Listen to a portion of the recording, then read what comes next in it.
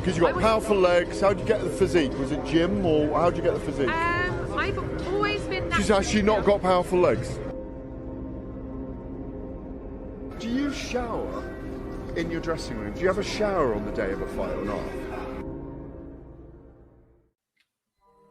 Tell us about the tattoos. Shut the fuck up, you little prick. But then I've got the Phoenix. Hey, prick. So I'll take it from Bob every day of the week. Absolute disgrace. That's your knowing mind. Move him out of here, there. Ricky Hatton didn't go over for his fighter because he risked getting abducted and sold into sexual I never said that. Both have been rape victims.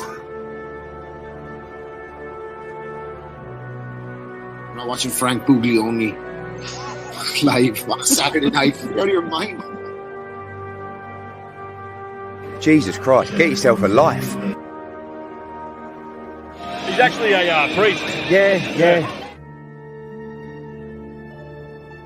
It's because his brother John Fury eye gouged him. What have I told you all this time? He's going to end up sucked out, fucked out, looking for a handout. Boxing, nutters, messenger group. I'm gonna be the king. J-Pump. You know what I'm saying?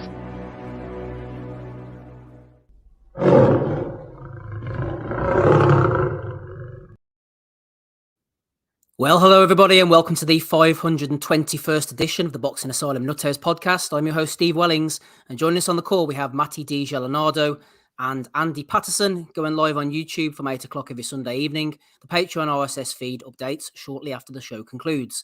Hello to everyone listening through the week on SoundCloud, Spotify, Apple Podcasts. Don't forget to leave a review on the podcast player of your choice throughout the entire month of May, which starts tomorrow.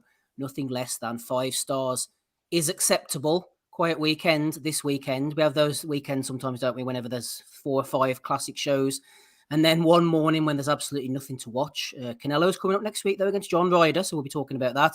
Joshua Boazzi as well. Shout out to everybody listening live in the chat. Bit of a slow chat tonight. Only the 4,981 listening. Hopefully we will get over the 5,000 mark before the night concludes. We'll give everybody a shout out shortly. Matty, we'll go over to the only place we can really for the weekend, unless I've missed something. The College Park Center in Arlington, Texas. Just before we go on to the fights that actually happened, you reminded me, correctly so, just before we went live, of a fight that didn't happen. This was supposed to be the Imantis Stanionis, Virgil Ortiz Jr. headliner, and a real nice tasty card. They managed to save it. Bit of good matchmaking from Golden Boy. But a shame that Stanionis Ortiz fight didn't come off, because I was looking forward to that. Yeah, that was a fantastic fight. Definitely would have given shed some more light on the real top 5 in a stacked welterweight division. Because I think the winner of that would have been a consensus top 5 welterweight. Just the incredible punching power, athleticism, and combinations of Ortiz against that just wicked pistol jab of Manas Stanionis. Hopefully, we still get that fight. But at the same time, I have reservations that I think Ortiz can make 147 successfully again. The same thing. He dealt with missing weight or missing the fight last time he missed one. So we'll see where it comes from there. But I want to see both of these guys in a meaningful fight because, man, you talk about 2 talented cats, Steve, and it went through a purse bid, and it just ended up on DAZN the way it's supposed to happen. The way that you can get some fights, and we got hosed out of it. Best of luck to Ortiz. And on that purse bid front, I mean, Barboza. His team just backed out of a purse bet against Liam Perro for a title. So Top Rank is over there trying to keep things all in-house rather than letting their guys go for the title, man. I love Bob for a lot of reasons, but, man, there is some fuckery afoot for sure. Yeah, I'm not sure if it's anything to do with Bob. That Barbosa's handled by that Rick Murigian, I think, who's a bit of a head case, but we'll maybe get stuck into him. Well, where else is he going to get into a title fight, though? Like, you have Josh Taylor and Teofimo Lopez. You got the winner of that, and I would take either of those guys to beat Barboza, because especially over 12, I thought that he was showing some wear after 10 rounds with Pedraza. It's just there's no other route to a title, so they're just trying to keep everything in house. Hernan won the purse bid, $303,000. Wouldn't have been that big of a deal to make, and they're just it's stupid, man. Like, what's the fucking point? Are you fighting for fucking titles, or are you just fighting for TV? I don't know. Absolutely. They don't fight. We talk about it on a Sunday night. The fight's not happening. Shout out to MM. He's setting the standards tonight with the super chats. He's thrown in £5 there. He says, finally listening live as my missus is out. So shout out to MM. Danny Beacock slides in and says, yeah, she's at my house. I like that.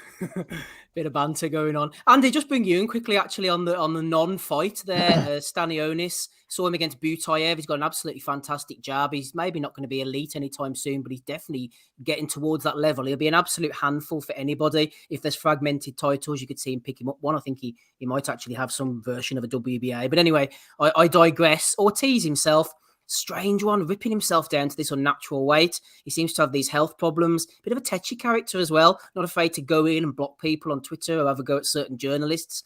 Is Ortiz drifting away at the moment? Do we need to see this Stanionis fight, or is Ortiz going to go a different route, Andy? What do you think about this one? I think with the world, I'd love to have seen the fight regardless, because obviously we want to see the top guys at that weight fighting, but it's just a shame with the postponement. Is it a flare-up of the previous illness that he had again, wasn't it? So they're saying. Yeah, the Rabda, what's the mother ever fucker? Nah, it affects his immune system or something like that. Mm-hmm, yeah. Whatever it is, it's not going to be good going forward. Obviously, if he's cutting the weight bad, he's a big dude for the weight. You just don't know. You just don't know, what he's doing to make weight and that as well. So it's a shame. You want to see the fight happen, but moving forward, I suppose, Stanionis against anybody. I think it was who was it? Come? Oh, friend of the pod got in touch with me during the week there. Fuck's his name? Who's that? Ben. Oh, I'm trying to remember his name. Dominic, sorry. Oh, yes. Oh, is he fighting Dominic, is he, Stanionis? No, he was talking about Butayev. I can pull out again? his there, actually. No, it was somebody. A second, what was he was mentioning? Dominic was sliding into my DMs last week saying he would rewatch the fight, Andy, and the Butayev fight was an absolute brutal affair. That's what it was, aye. It was a hard fight. We mentioned it as well. I think they obviously Ben would they entertain any possibility of that fight. Stanionis, definitely one of the great jabs of the game at the minute. I just don't know how you're going to get. They're all complaining that they can't get fights, and then you've got the Ortiz one obviously getting made and it falls by the wayside. It's just frustrating. We're hearing again about Crawford and Spence. And then we're there hearing it's going to be slipping away again. Who knows? It's just shit, mate. Stanionis again, another one. I think he was complaining about lack of fights. So yeah, I just want to see him in the ring with anybody at this point, I suppose. Anybody in the top 10, top 15. Because these guys are kind of fritting away parts of the prime. Yep, 100% they are. Just to close that little that avenue. So the welterweight fight between Virgil Ortiz Jr. and Stanionis, scheduled for yesterday, was postponed after Ortiz was forced to withdraw due to a reoccurrence of rhabdomyolysis, which apparently, according to my research here on the old internet, is a serious medical condition that can be fatal or result in permanent disability. It occurs when damaged muscle tissues releases its proteins and electrolytes into the blood. These substances can damage the heart and kidneys and cause permanent disability or even death. Rapping Rob Kelly's jumped on the call just in time. We fancy a bit of rhabdomyolysis on a Sunday evening there, Rob? That sounds worse than the potato famine. Cheer me up, why don't you? Fuck me. It's Virgil Ortiz who's got it, not you, Rob. The little one had a confirmation yesterday. The fucking priest decided to just start talking at the altar about various people who died of fucking cancer. I was like, all right, man, it's a bit much like it. And so just such a person died of cancer. Well, like, fuck me, that's children's confirmation. Relax. What were they confirming? Confirming my suspicions. Rob, we were just lamenting Ortiz. Stanionis was supposed to be last night, apparently. Yeah, fuck me. That guy doesn't really seem to be in too many fights, does he? Like, I don't know. What's the fucking crack? Who has the rabies? Which one of them has rabies? One of them. That's Ortiz, yeah. So what's the timeline for him making a return and coming back? They didn't say. Nobody knows. Apparently, it's something that you get once and then you get over with, and if it comes back, you're in trouble. But I mean, he's got it twice now. So as I was saying to Andy, well, yeah, exactly. He keeps coming back. He's gonna have to get the umbrella into his muscles or something at this rate. But the poor fella just can't catch a break. But he's obviously stripping himself down to too light a weight. Yeah, there seems to be something you don't know. Like, you don't know what's going on behind the scenes with these guys, with the nutritionists and fucking advisors and diets and all kinds of crazy shit. What they're putting their bodies through, like, so you don't know. Like, but it's a pity because he's exciting enough. That would have been an exciting fight, I think. A bit of kind of, a fight that kind of goes under the radar or whatever. But I'd say it would have been a good value scrap. Like, so I hope it does get rescheduled if he gets better or whatever. But Stanley Onison, like to see him out again before that. Like. Absolutely. We want to see them all fighting, Matty. One fight did take place in the ring last night in the nominal main event. William Zepeda, he's 28-0 now, I think, 24 knockouts. Made light work of this gentleman, Jaime Arboleda. I was trying to think of who Arboleda fought before, and it was Chris Colbert, of course. I thought he'd had gone distance, but Colbert had actually got rid of him. He'd also been knocked out by Reki Delay earlier on in his career, so we kind of knew that he had a bit of glass about him, but it was turned out to be glass to the body. I really like this Zepeda guy. Matty throws hundreds of punches. Didn't really get into his groove, obviously, because it ended in the second round. Hits very hard. Arboleda dropped 3 times from body shots and stopped in round 2. How'd you like that? I'm a big fan of William Zepeda, Steve. He's kind of a dark horse in this hugely stacked 135-pound division. And he, the way, I mean, he just throws and throws. What he did against Jojo Diaz was incredible. I mean, he just absolutely shut him down, basically giving the blueprint for Yesta to come in there and pick off the biggest win of his career, coming right on the heels of that. But I mean, this guy, he punches hard. He punches in combination, good pressure. He does cut off the ring well. He doesn't follow his guy too often. He can fall into that sometimes, but nobody's perfect. But I mean, what he was ripping to the body just tore up Arboleda, something horrible. And after the third time he was rolling around, he wasn't going to take any more. A quick night's work for Zepeda, and it's kind of sucks. It's kind of stuck in the wilderness now when you got these 3 top dogs and they're kind of working around each other a little bit. We'll see what happens. I really love William Zepeda. Like I said, great fighter. Couldn't favor him against Shakur or Davis.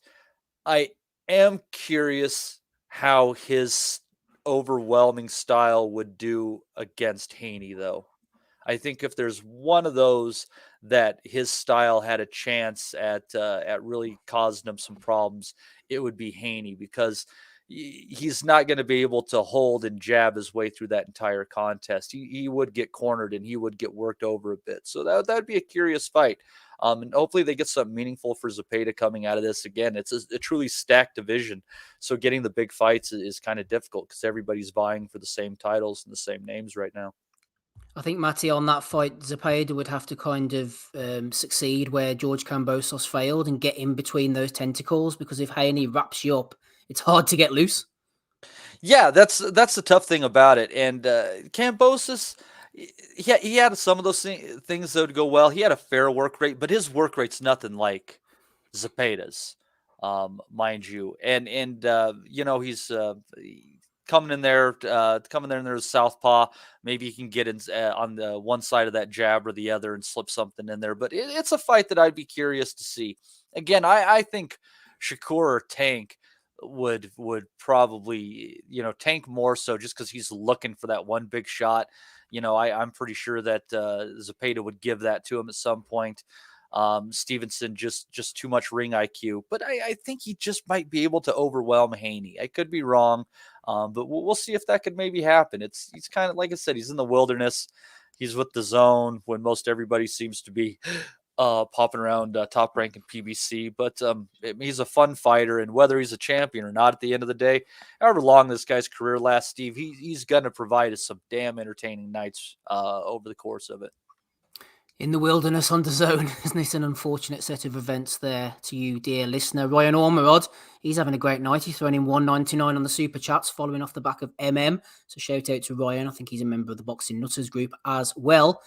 Zepeda, Andy, just overwhelms people. If he's not broke, don't fix it. He went down to Arboleda's body. I've liked the look of him, actually, ever since I first saw him on one of the Golden Boy undercards. I think he was supposed to fight last week on the Gervonta Davis, Ryan Garcia undercard, bit of a showcase for his talents, maybe to try and push him towards a big fight in the lightweight division. As it turns out, as we know, Stanionis Ortiz got cancelled. I think Zepeda then got moved over to main event a week later to try and save the show, so to speak. And he certainly did put on a show. As we always say, if you're in against an overmatched opponent and you find a way of getting rid of them, utilise it, smash them to bits. That's what he did.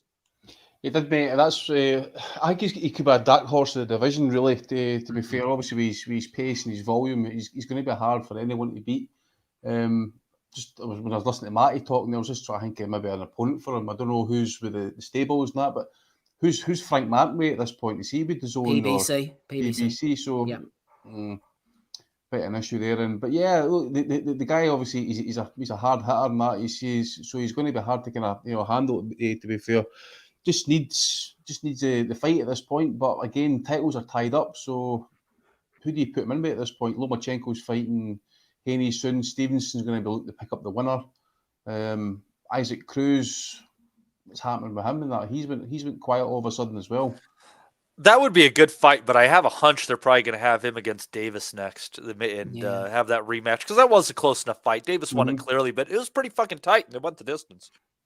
So who else? You got Kambosos, but he's a corpse at 135, isn't he? Yeah, it's gonna maybe be someone like him. I know he's fought under zone before, and like you said, Andy, all the others are tied up. Yeah, I'm just trying to think. I'm just going to have to pull up the rankings here. I mean, there's Maxie Hughes, number 10 with WBC. I don't know what his agency status is at the minute. We've got the Russian, don't know that they call that Albert. Bartgaisev, Kambosos, I don't expect. I would expect him probably. I bet you the Golden Boy will put him in with Yesta next, since he got the win against Diaz as well. Good chance. Just sitting on it. Again, I mean, they're just waiting for the chance. You kind of got to force it into a purse bid. So I don't know.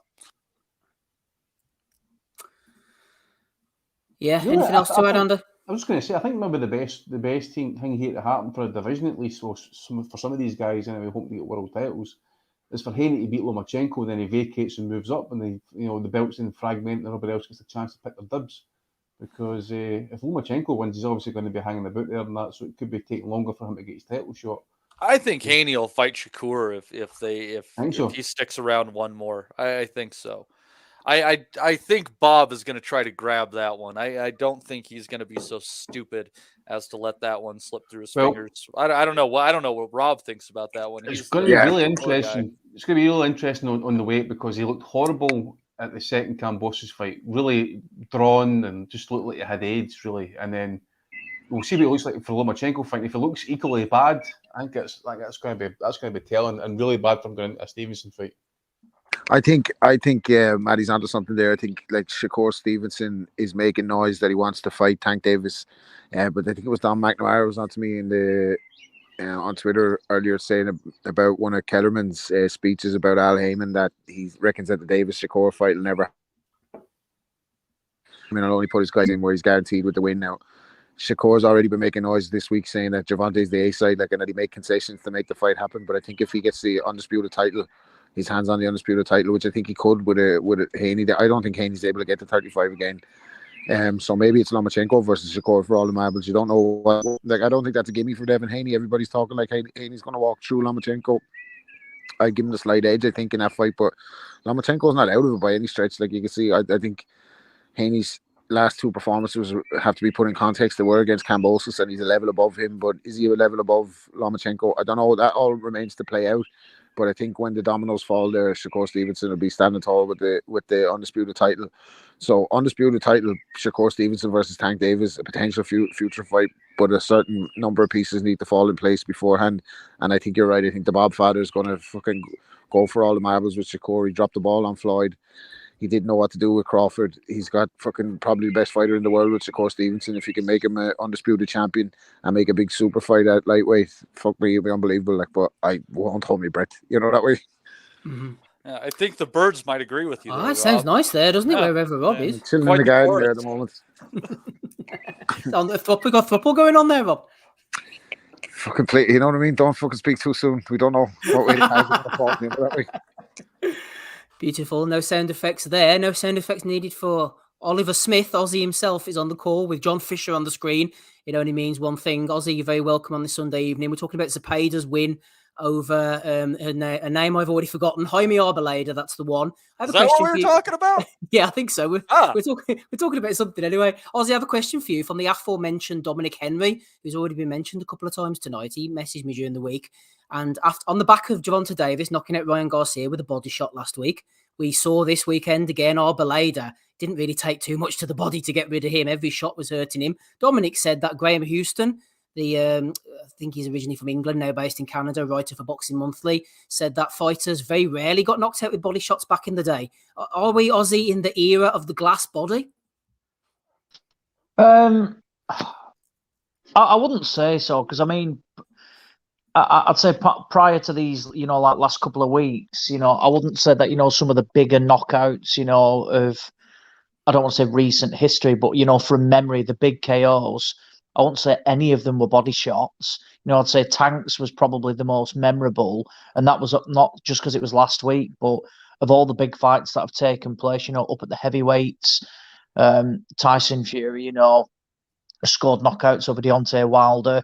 They were all headshots, or accumulation. He knocked Dillian White out with an uppercut. Povetkin knocked Dillian White out with an uppercut as well. So yeah, I wouldn't say it's, the era of the glass body. I think it's easy to say that. I wouldn't say, a fighter's, neglecting the training, in terms of the body as well. No, not at all.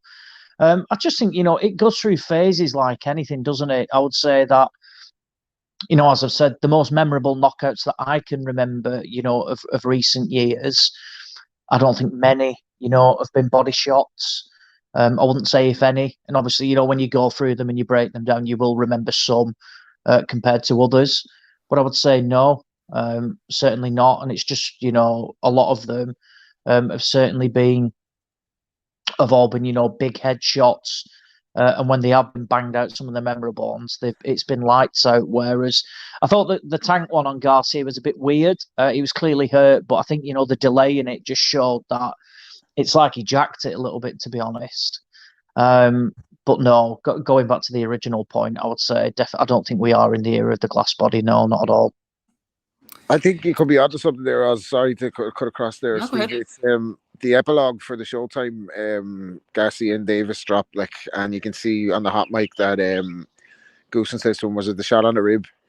Did he get you to the rib?" And he's like, "Yeah, he got me on the rib." And he's like, he says, "I didn't want to continue because of my rib."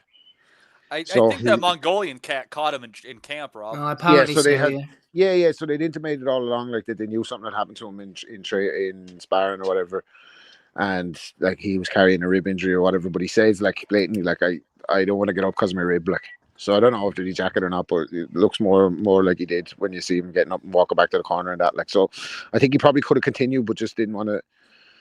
Just didn't fancy fucking going through the fire, as Teddy Atlas would say. Well, especially since, I mean, at that point, Tank had found the target, right? So it was, yeah. It wasn't like he wasn't going to be fucking banging away downstairs after that. Yeah, you'd be hard pressed stopping John Fisher with a body shot anyway, Oz.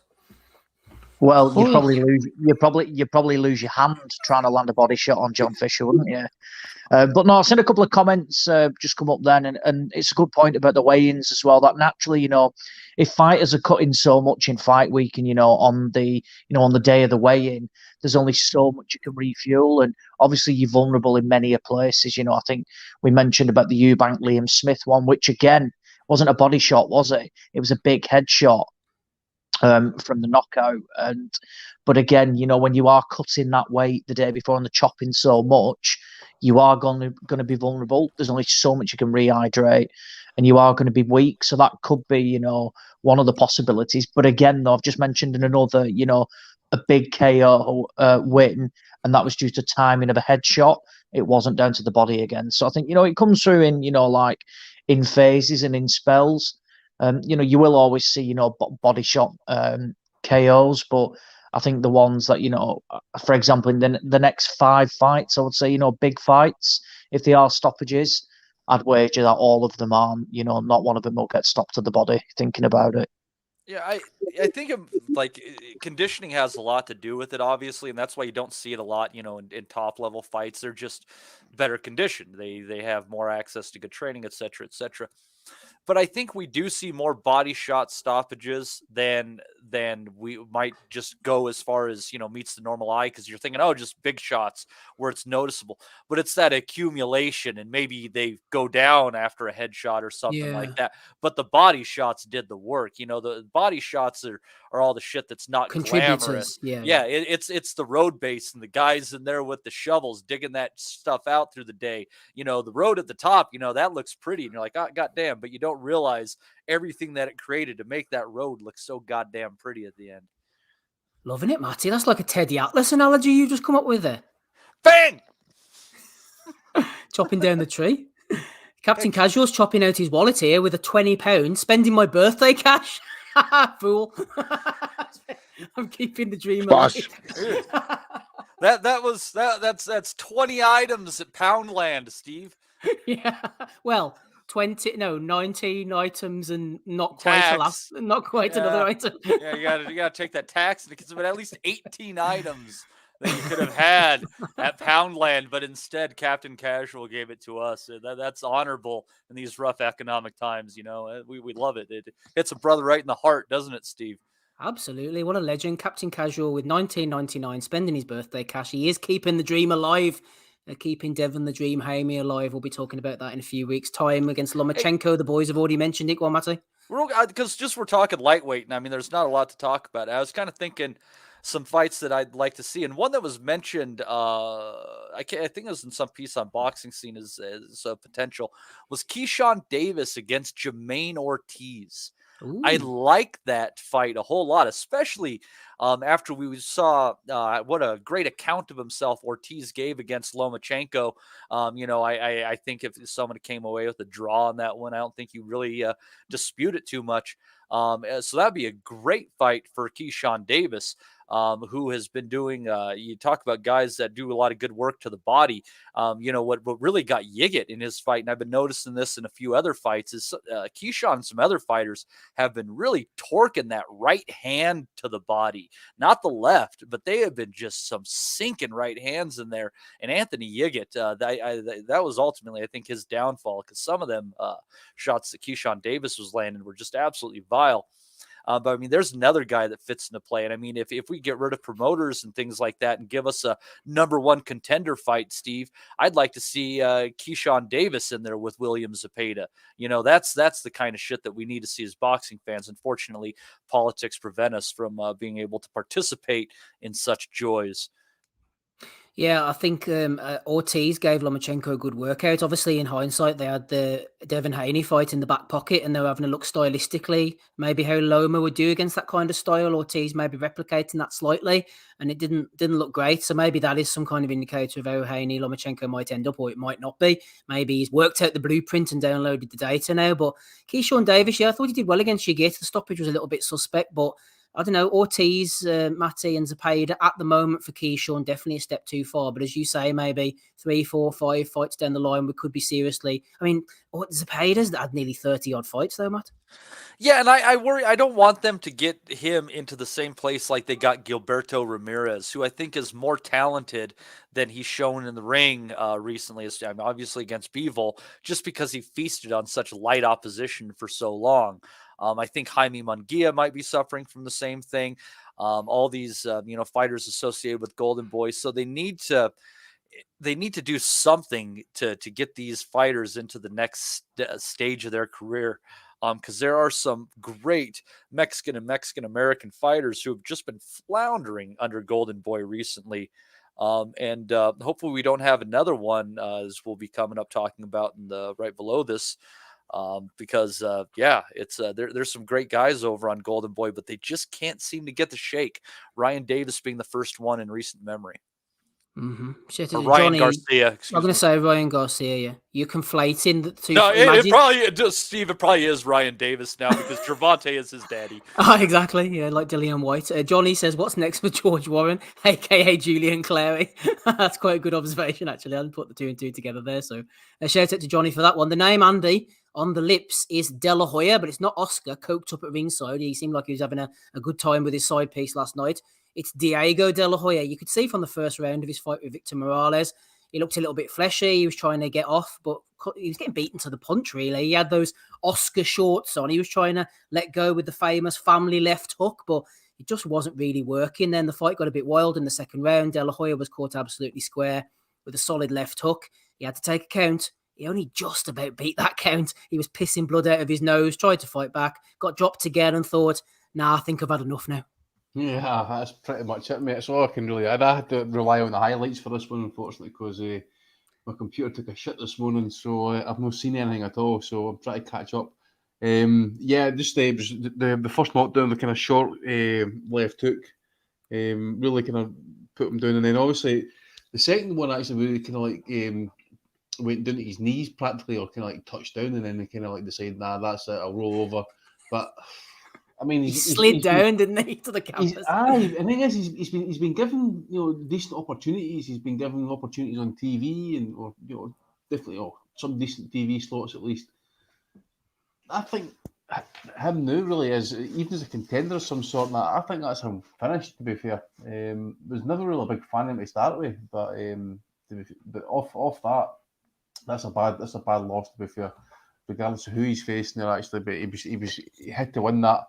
Nah, it's a bad one actually. It's a bad few weeks for Oscar. Like, I mean, what's he got left apart from actually, Andy, I think that he thought Morales was the one that he wanted to move forward. I think he was kind of done with his cousin. If you look, even though he had his slip ups, Morales was, and I fucked up by not looking at this. Morales was an amateur champion. He had well more than 100 amateur fights. He was Golden Boy's Prospect of the Year in 2021. He just had a slip up in there, and De La Hoya started out at some lower weights.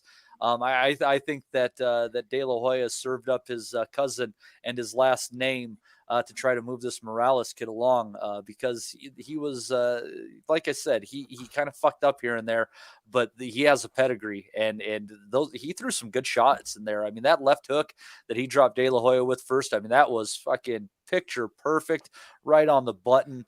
Hell of a shot, and he can take a shot too, because you look at him, man. After that, after the fight, he was bruised up a little bit around the eyes too. So it wasn't like Diego wasn't catching him, but he stood right in there and just landed the harder shots. So this Morales kid coming in at 126, interesting character. You never know. Yeah, you make some good points there, Matty. Actually, I had that on my notes as well. I thought that De La Hoya had maybe retired after the Ronnie Rios fight, but now with that bit of unrivaled research from you, it kind of makes sense. Morales was very comfortable with featherweight. I was looking at his weights afterwards because it looked like he was punching a weight division higher, which he was, because Diego's done much of his best weight down at 122. He's fluctuated a bit, but he hasn't looked great above that weight. So I think you might be right there, Matty. Yeah, it happens every once in a while. It's just a shame I don't bet in that direction. I'm a talented son of a bitch, Steve. We'll leave it at that. Absolutely. Right, let's close out the DAZN show then and move on to Canelo. Just before we do so, Matty, I'm going to have to keep you going, I'm afraid. I'm going to have to put you to extra work because I know you saw the rest of the card like me. I'll mention David Stevens, but you can talk about Lawson. Stevens boxing under Ronnie Shields. First time I really had a look at him. Showed some nice moves, actually. Got knocked down by Marco Antonio Periban in round 3. Bit of a cuffing hook on the inside. Flash knockdown. Wasn't hurt whatsoever. It was hard to see exactly what landed. Stevens found a lot of joy with his own left hook. Given the fact it went 8 rounds and Podrick McCrory knocked out Periban in about 4 or 5. I was ringside for that one. And McCrory does punch very hard, but I was expecting Stevens to maybe get rid of him, and he didn't. And a fun fight between Frederick Lawson and Esteban Villalobos. A well-matched pair over 10 rounds. I thought, Matty, when Lawson stepped off and used his long jab, he had the beating of Villalobos. He never stopped pitching, the young fella. He just lacked a bit of refinement to his work. But Lawson, he could definitely punch, and he can box a little bit too. Yeah, it was. I think Lawson clearly has a ceiling, and what I think what you have to give credit in here, I even though he took the L, for me the winner of the night was Villalobos. He took that fight on 2 days' notice, Steve. 2 days. Mm-hmm. And I think I had him winning 4 rounds. He nearly nipped that fight. He had Lawson in all sorts of trouble the last few rounds. So I'm curious what this kid might be able to do. I don't know if this is his normal weight class or if he could squeeze down one more.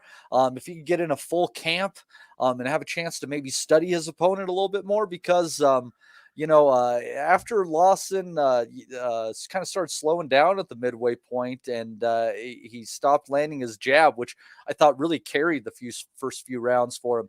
Villalobos just came in hard, landing hard to the body, switching southpaw orthodox and bringing it over the top. He showed a lot of guts and guile in there. He's not a cutie by any stretch of the imagination. The guy is a fighter.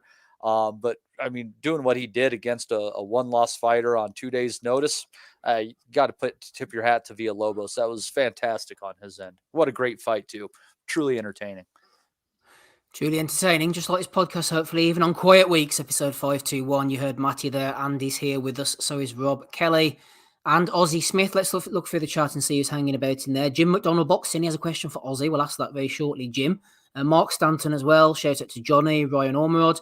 Teacher Sonny D is with us. Josh Ford as well. Kaiser Koba, Big A. Chris Butler. Just scrolling up, we see Arlene Burley there.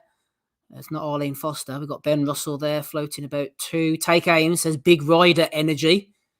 Clouds Gaming is here. who's already thrown in a super chat. Danny Beacock, who has counterpunched him. Boris the Spiders there too. GLB Boxing. Ross Dalziel. Martin Mulligan is there too. Cedric Sniff. See if we can find another one for you. Harvey RS750. James Nunn. I wonder if there's any relation to Michael Nunn. Maybe not. That's all the people we can find right now. Mark Stanton sliding in at the end there. Rob, I don't know if you know anything about this. This was a bit of a weird card. We were talking last week, actually. Isaac Dogbo was supposed to be fighting twice in one night. I was looking at this show, and it seems to be some kind of weird thing that's not even boxing altogether. So Michael Hunter, the heavyweight, is listed on BoxRec as 1-0 against Hasim Rahman Jr. Have you seen it? Keandre Leatherwood's there, Ronald Ellis. If you click on their boards, it's TCL Pro. What's that? It was like a tag team boxing event. So it was like they tagged in to have like 2 rounds against each other, and then they tag out like it was like a team. So one guy fights 2 rounds for the team against one guy, and then they get out, and then the other guys get in. Something like that. I don't know the fucking science of it, but it's something like that anyway. Yeah, BoxRec have given it its own section here. It's called Team Combat League, apparently, Rob. I've just clicked on it now. That's it. The Team Combat League. That's what it is. And they basically, like, there's no tactics to just go and fucking hell for leather, try and win the 2 rounds, like, just socking it out, like. So it's quite entertaining, like, but I can't see it fucking taking off, like, team boxing sports. The only team fucking knocking out anybody is Celtic knocking Rangers out of the fucking cup. We're up there, boys. This kind of makes me hungry to enter us into some sort of boxing celebrity Survivor Series style thing. Us versus who? Who would we be taking on? I don't know, man. Like, that's a curiosity. Like, what's a podcast that has a lot of women on it? See if I'm going to be listening to that. Feminism pod, chicks with dig. No, that's me and Joe Kennedy. I can't fight myself. I don't know. A feminist podcast, Matty, you'll have to find us. Well, maybe we'll have a chance of beating some women. I don't know. Us against the feminist. Oz, can you get behind that one? Absolutely, I'm all for that. Right on. TCL Combat League, shout out to that. Ozzy, are you all over this? Jim McDonald's been asking this question for weeks, and I said finally I would throw it in for you. He said, seeing as it's quiet week, Stevie, any chance of getting Ozzy's opinion as what's next for Dave Allen? I've got to, so when you mentioned that he's got a question for me, I wasn't sure what it was going to be. I thought, is it going to be Big John Fisher related? He's in Sin City at the moment, eating everything in sight, tight t-shirts, pool Las Vegas. Big John at a Vegas buffet is, I mean, my God, that's going to be like as long as like the extended version of Apocalypse Now, and probably just as violent. Oh, the buffet doesn't stand a chance, does it really? But no, for Alan, it used to be a regular thing where I'd absolutely cane Dave Allen pretty much every week because, he's just a walking meme basically for everything he says. But obviously went off the scene, retired. looked to come back with Dennis Hobson and on Fight Zone.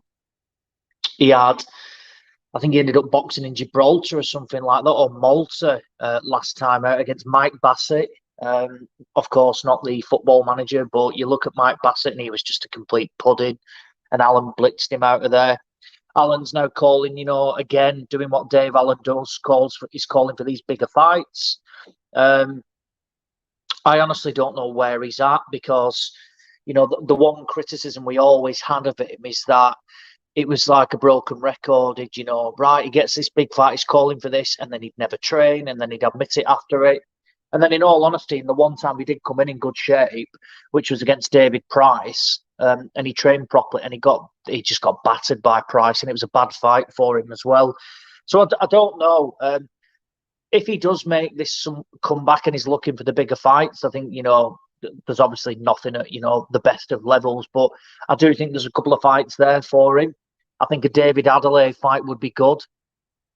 I think that would do quite well for Adelaide's, a profile perspective. If Alan, what he's like, he's got these people who, will always appreciate him. I wouldn't necessarily say Fabio Wardley. I don't think Alan deserves that sort of shot yet, but I think, a shot against Solomon Dakers. So, yeah, there's a couple of fights there. TV fights would pay him reasonably well, but again, what is he going to do? I think he is kind of somewhat Mr. Irrelevant at the moment because he's been off the scene so long, and then when he does fight on Fight Zone, nobody watches it. So, yeah, who knows? Will he box? Again, we don't know. He's obviously got a child now, so he's a father, so it might have changed his outlook, but we don't know. But until I think it becomes serious or, he has a fight lined up, this is all the airtime I'll be giving him. Yep, good luck to Dave Allen, John Fisher, and Keith Della's spring-loaded darts. Let's move on to the action for next week. Then we spoke about the weird show already. We'll not go over that one again. One thing I was going to mention before we move on, DeMarcus Corley's still fighting. He's 52, 34-1. He's going in a 6-rounder against John Bryant, who's 7-0, next Friday evening in the 801 Event Center, Salt Lake City, Utah. My gosh, I remember DeMarcus Corley coming over and fighting Paul McCluskey. Obviously, he's been in with the likes of Mayweather and Zab Judah and Miguel Cotto. And there he is now with 34 losses on the record. He's still fighting. Still putting food on the table. He's old Corley. He's getting as bad as Danny Williams. Another one as well, I was going to mention, Andy, I don't know if you have any opinions on this one. Heki Budler's fighting out in South Africa next weekend against Enrique Magsalin, the 27-year-old Filipino's 8-4-2. So this is very much a bit of a stay busy fight for 10 rounds for Butler. Last seen, I think, didn't he beat Elwin Soto in his last fight? So he's I don't know why he's in this keep busy fight. Maybe shedding the rust, Andy? He's not been fighting for a while, mate. The problem was his last fight. Just knew you got the record there. Was it last? Let me see. It was nearly a year ago, so it was June 2022. Yeah. Whereabouts? In Mexico. Hmm. Yeah, very close. 114, 113 on all three of the cards against Mr. Soto. Before that, he won a WBC silver title in his hometown, and of course, Kyoguchi was one I was trying to remember. That was 3 years before that, so. I don't know whether he likes the bottle or something, Budler, or maybe I'm misunderstanding him with somebody else, but he's maybe being in the ring's the best thing for him. Nah, as far as I can, mate, he loves decent lifestyle. I just think there's just opportunities with him, to be fair, I think he was last relevant after that Kyoguchi one. Obviously, that Elwin Soto, I just pulled his record up there. It was a kind of close decision. Soto, he was one of the ex-champions, I'm sure, as well. And it's got a bit of rush shaker, I think. I mean, he's not been in the ring now for almost a year, so I've also got something lined up for the latter half of this year, which I don't know what they've got actually in terms of champions at the minute, in terms of opportunities and that. He's a decent little fighter. I mean, you got to give him some credit. I think he's fought in the half dozen or more countries. He must be a fair age now as well. He must be well in his 30s. I think he's 35, maybe, something like that, which is quite old for those lower weights. I mean, you try keeping the weight off at our age, Andy. Imagine trying to do it to get down to light flyweight. Well, I'll tell you, I just give me a second. I just noticed a name there on the list, mate. See, is there a name on that fight card? A guy called Soviet Notenja, whatever you call him. I think he's a world champion in this. I wonder if it might be a showcase. No, possibly. I'm not sure. No, I don't see him. No, I don't see him. No. So I see there's a South African champion there, but they're not on the same card, so I just thought it might be a showcase for they two potentially fighting later on in the year, but it's not there at all. Yeah, good luck to Budler, keeping things going down in South Africa. Next Friday evening as well, if you're not watching the South African fight, Aussie, you might be watching Fight Academy over on, what is it, Fight Central, Fight Zone. They show those fights. Tommy Frank, British flyweight title, against Jay Harris. All joking aside, actually, that's a good little domestic scrap there. Frank against Jay Harris. Yeah, very good. I don't give Frank a chance in it, to be honest. I don't think he's, the best. I think he's had a few favourable decisions solely for being on a Hobson card against, limited opponents in the away corner. Jay Harris is decent. He's only really lost at the top level as Jay Harris. He was in that, I think, was he in a world title was it that Eliminator? Did it end up on Channel 5? I think it was, where he ended up, I think he was badly knocked out. Yeah, but he put in a more than commendable performance. Yeah. He had a good fight with Julio Cesar Martinez, and after being dropped early in that, he actually rallied. Sorry, it was late in the fight actually, and he was rallying there, and he won some rounds, and it was relatively close. So he's had a bit of a bad run really. Obviously, he was knocked out off Sandoval, and then again knocked out off, I think it was Hector Calixto or something like that. He came back with a relatively routine win. And he's got this good opportunity now, to box with the British flyweight title. And this is a fight, I put him as the firm favourite, really. I know he's going over there in the away corner. But as I've said, I don't particularly rate Tommy Frank. He was correct. He might have claimed that he beat that Guinares second time round, but for me, he didn't. Craig Derbyshire, in my opinion, a Carl Greaves fighter who, you look at his record of 8-28-3, and you think, oh, he's a typical journeyman. Absolutely not. He's far better than that. And I think had he have been looked after, but basically, if he could have sold tickets early in his career, I think you could probably maybe have flipped the record completely and, be pushing 20 wins, a handful of losses, that sort of stuff. The guy can box, and I thought he was done pretty much. It was a dubious. I'm pretty sure it was ruled a knockdown in the 12th, and it was a really poor call by Michael Alexander, and it basically secured Frank. Derbyshire was up on the cards. It was close. So Frank can argue, he should have lost that, really. I think Harris, providing he's not, basically the big KOs took too much out of him, which I don't think they would have done personally. And even if they did, I don't think it'll affect him at this level. I don't think Harris will knock him out. But he does possess, to be fair, he does possess power, at the lower levels. I think he's had 20 fights, 10 knockouts, so he's not feather-fisted. So, yeah, I'll side with Harris in that. But a good fight by Hobson. This is the stuff that, if you are going to do small hole stuff, you can headline with this sort of fight and then, get some decent prospects in. Not keep busy fights, but better than your average journeyman who just comes over to, pick up 1,500 quid, 2 grand type of stuff, get beat on points, and he moves on to the next one. So, yeah, decent fight. Hope it is going ahead. I think we see sometimes these fights do have a habit of falling through last minute, but there should be no problems. Kudos to Hobson for putting this on. I'm not sure what channel it is on now. There's a comment there saying Hobson, did he have an agreement with the BBC? He does have some kind of deal with it. I don't know whether it started yet or not, though. Yeah, I was going to say I'm not sure. It's not been advertised if it has. I think, given, likewise who we follow on socials and things like that, you think you would see something like that. And Hobson's not made much of a deal about it. One man who will know is Big Porky. He'll definitely know what TV channel it's on, so I'll try and find out. But if it is on the BBC and this is Hobson's opener, what a great first fight this could be, to potentially, have more eyes on it, lure people in. So, yeah, hopefully there is some sort of footage, because it would be a shame that if, any British title, if there's no footage of it, it's a real shame. Shout out to Michael Thompson. He says, you won't believe this, but I'm showing the pod to the missus. She's all right with it so far. What do you say? Fuck off to Michael Thompson's missus, Matty?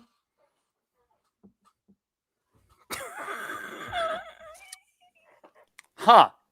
Put me in a weird place there. No, I'm not going to say that to Mikey's wife. She God love her. I bet she's a decent woman. I'm sure she is. Shout out to Michael Thompson and his wife. Wait, it's only banter. It's only banter.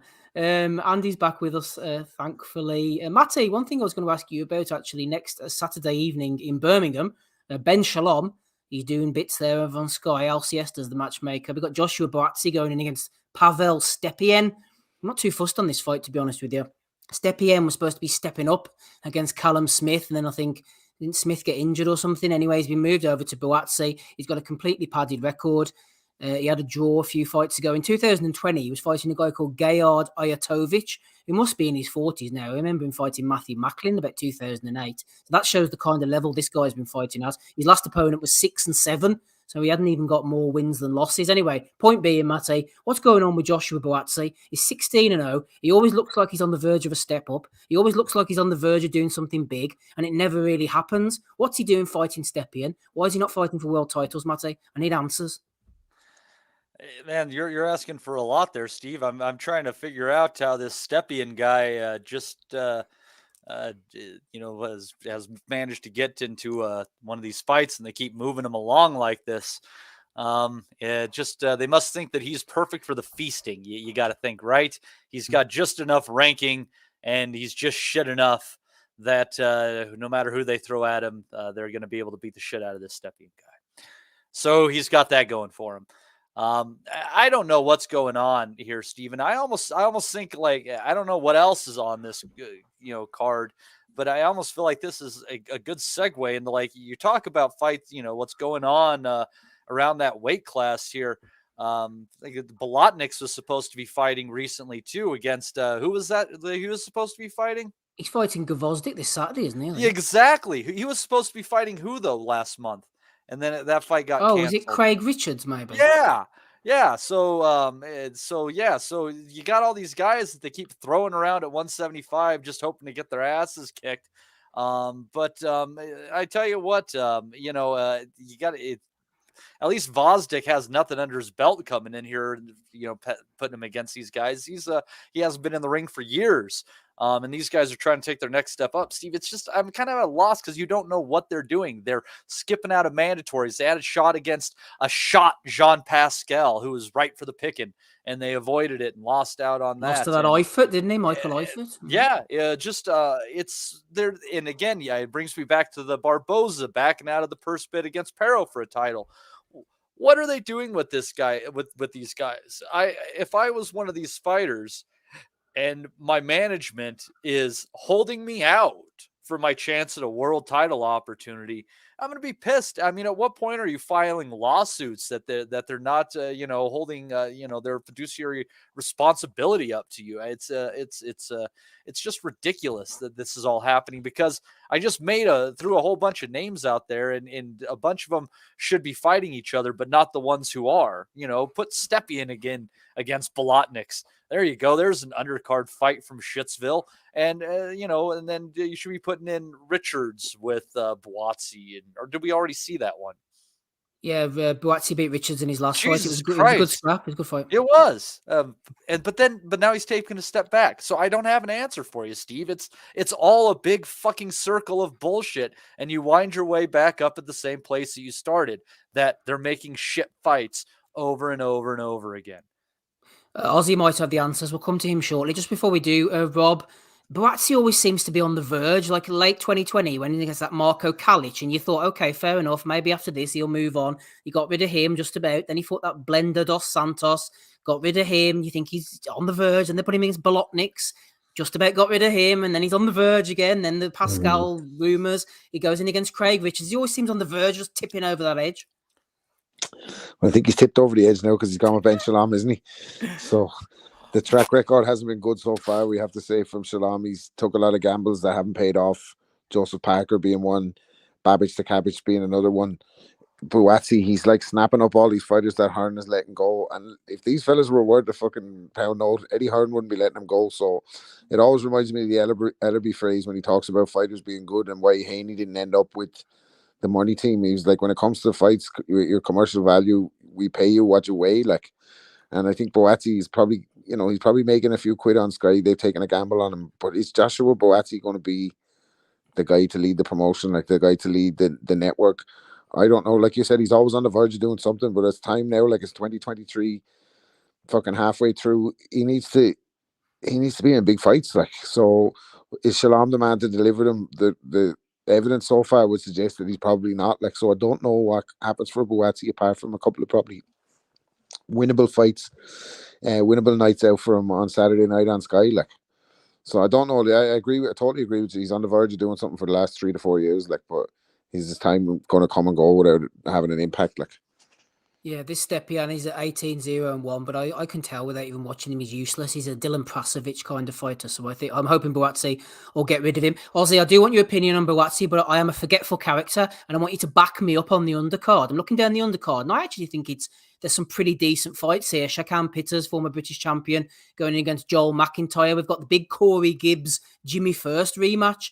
First has had a loss. He's a friend of the pod, even though he doesn't know it. He's 41 years of age, lost out last time, but he beat Gibbs before. Tyler Denny going in against Macaulay McGowan, who we saw put in a boxing clinic on in France, and somehow they contrived to give him a draw. And KC Benjamin is a real tough guy, went 12 rounds with Dalton Smith, I think it was. If he can get to the body against Sean McComb, I think he could have a lot of joy in that WBO European Super Lightweight fight. Back me up, Ozzy. Give me some confirmation. Is this a decent undercard? Am I overselling? I agree. Yeah, I agree. I didn't realise that it's little fights like Gibbs against First. It would have been easy to chuck Gibbs in, against a no mark, and it's little fights like the rematch that just make it that bit better. And look, are people going to sit down and tune in just for that fight? No. But what it does do, it gives it some depth. Lauren Price actually boxing for the first female British title as well.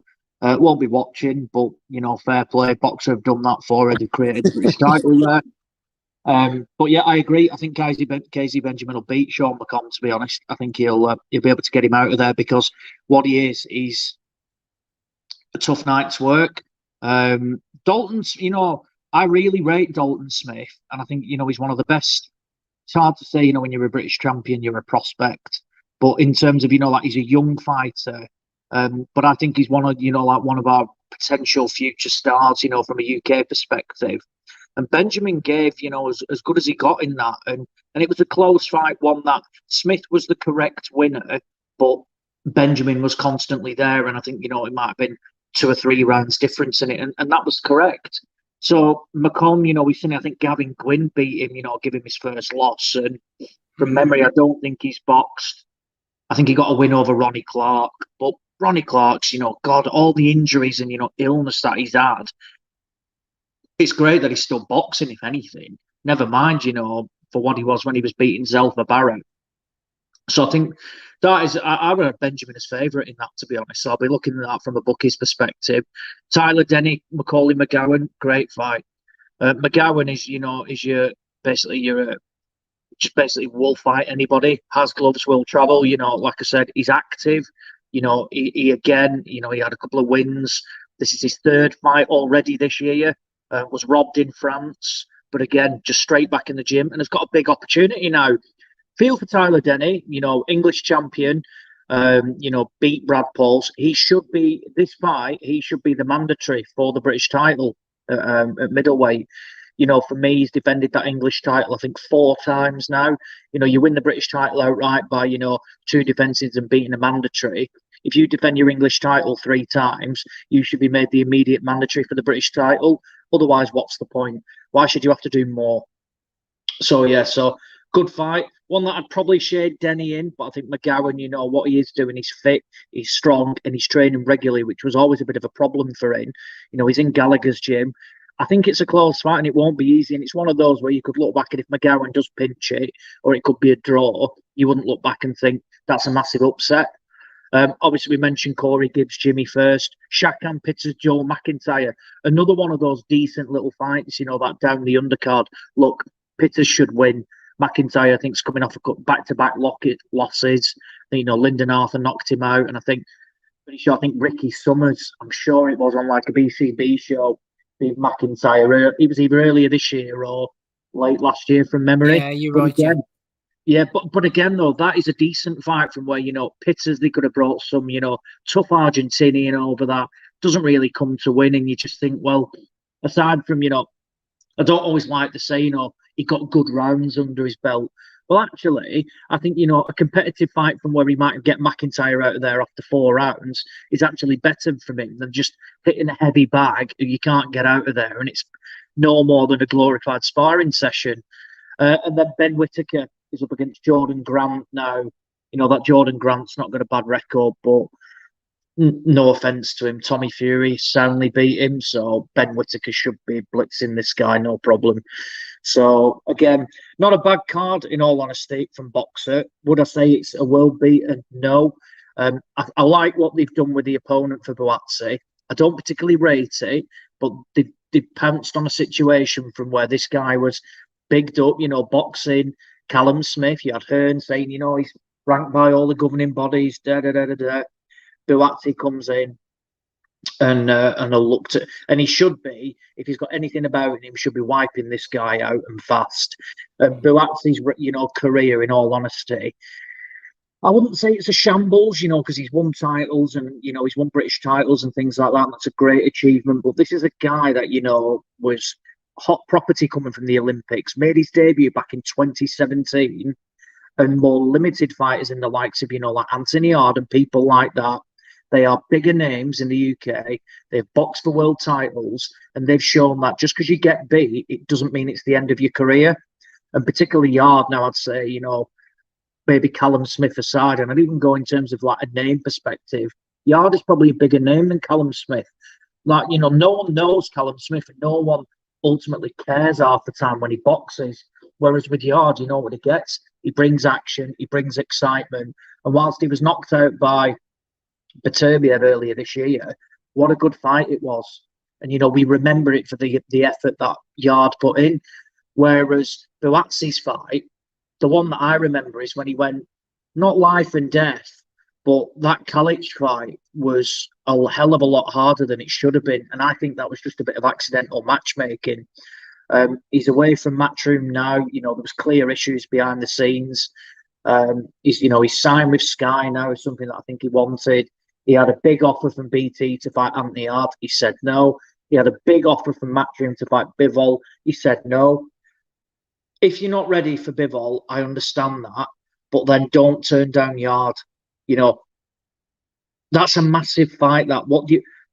For me, at his level, he should be no problem going in with Anthony Hard now, and he's turned it down. So, what do you want? So, fine. You've not boxed in coming up to basically 12 months again, which inactivity is a massive issue of his. He needs to be active now. He needs to be, he needs to go in, he needs to blitz this guy, and he needs to be out again in late July. And then again, get him out in, September, October time. Keep him active, get him out there and get him known. Make him ultimately the superstar he should be. But, his career has been a mess. I don't want to say horribly mismanaged, but, in terms of advice and the fights and the direction that they've gone, I just don't understand it for a guy that had bags of talent. And I know Andy was really high on Buatsi, and we've had this discussion many a times, and none of us can pinpoint it correctly of what has gone wrong, unless the stuff behind the scenes. And actually, Buatsi's not as good, or as the potentially as good as we may think. And they've seen stuff in the gym that thinks they're going to target the right opportunity at the right time to get him that world title shot, rather than, potentially putting him with the likes of Beterbiev or Bivol. But they're not going anywhere anytime soon, so we can't just tread water. Get him in with these big domestic fights, your Anthony Yards, potentially a Callum Smith, or get him fighting for the European title. Get him active, get him competitive fights, because they're only going to improve him, win, lose or draw.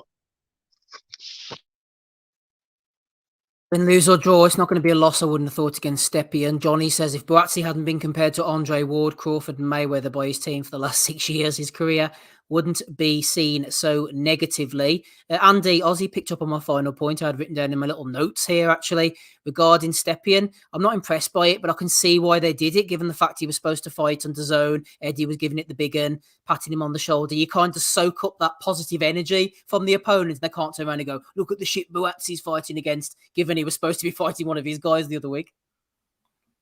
Aye, is Boatsy fighting next week? Sorry. He's fighting on the 6th, in Birmingham. Right. I'm just losing. I'm just saying, they trying to catch up with stuff from that with the computer. He was switching between tabs, Steve. Yeah. It's taking him half an hour to get to the tabs, poor fella. This fucking Chrome boot I'm working on now, man. It's absolute nightmare.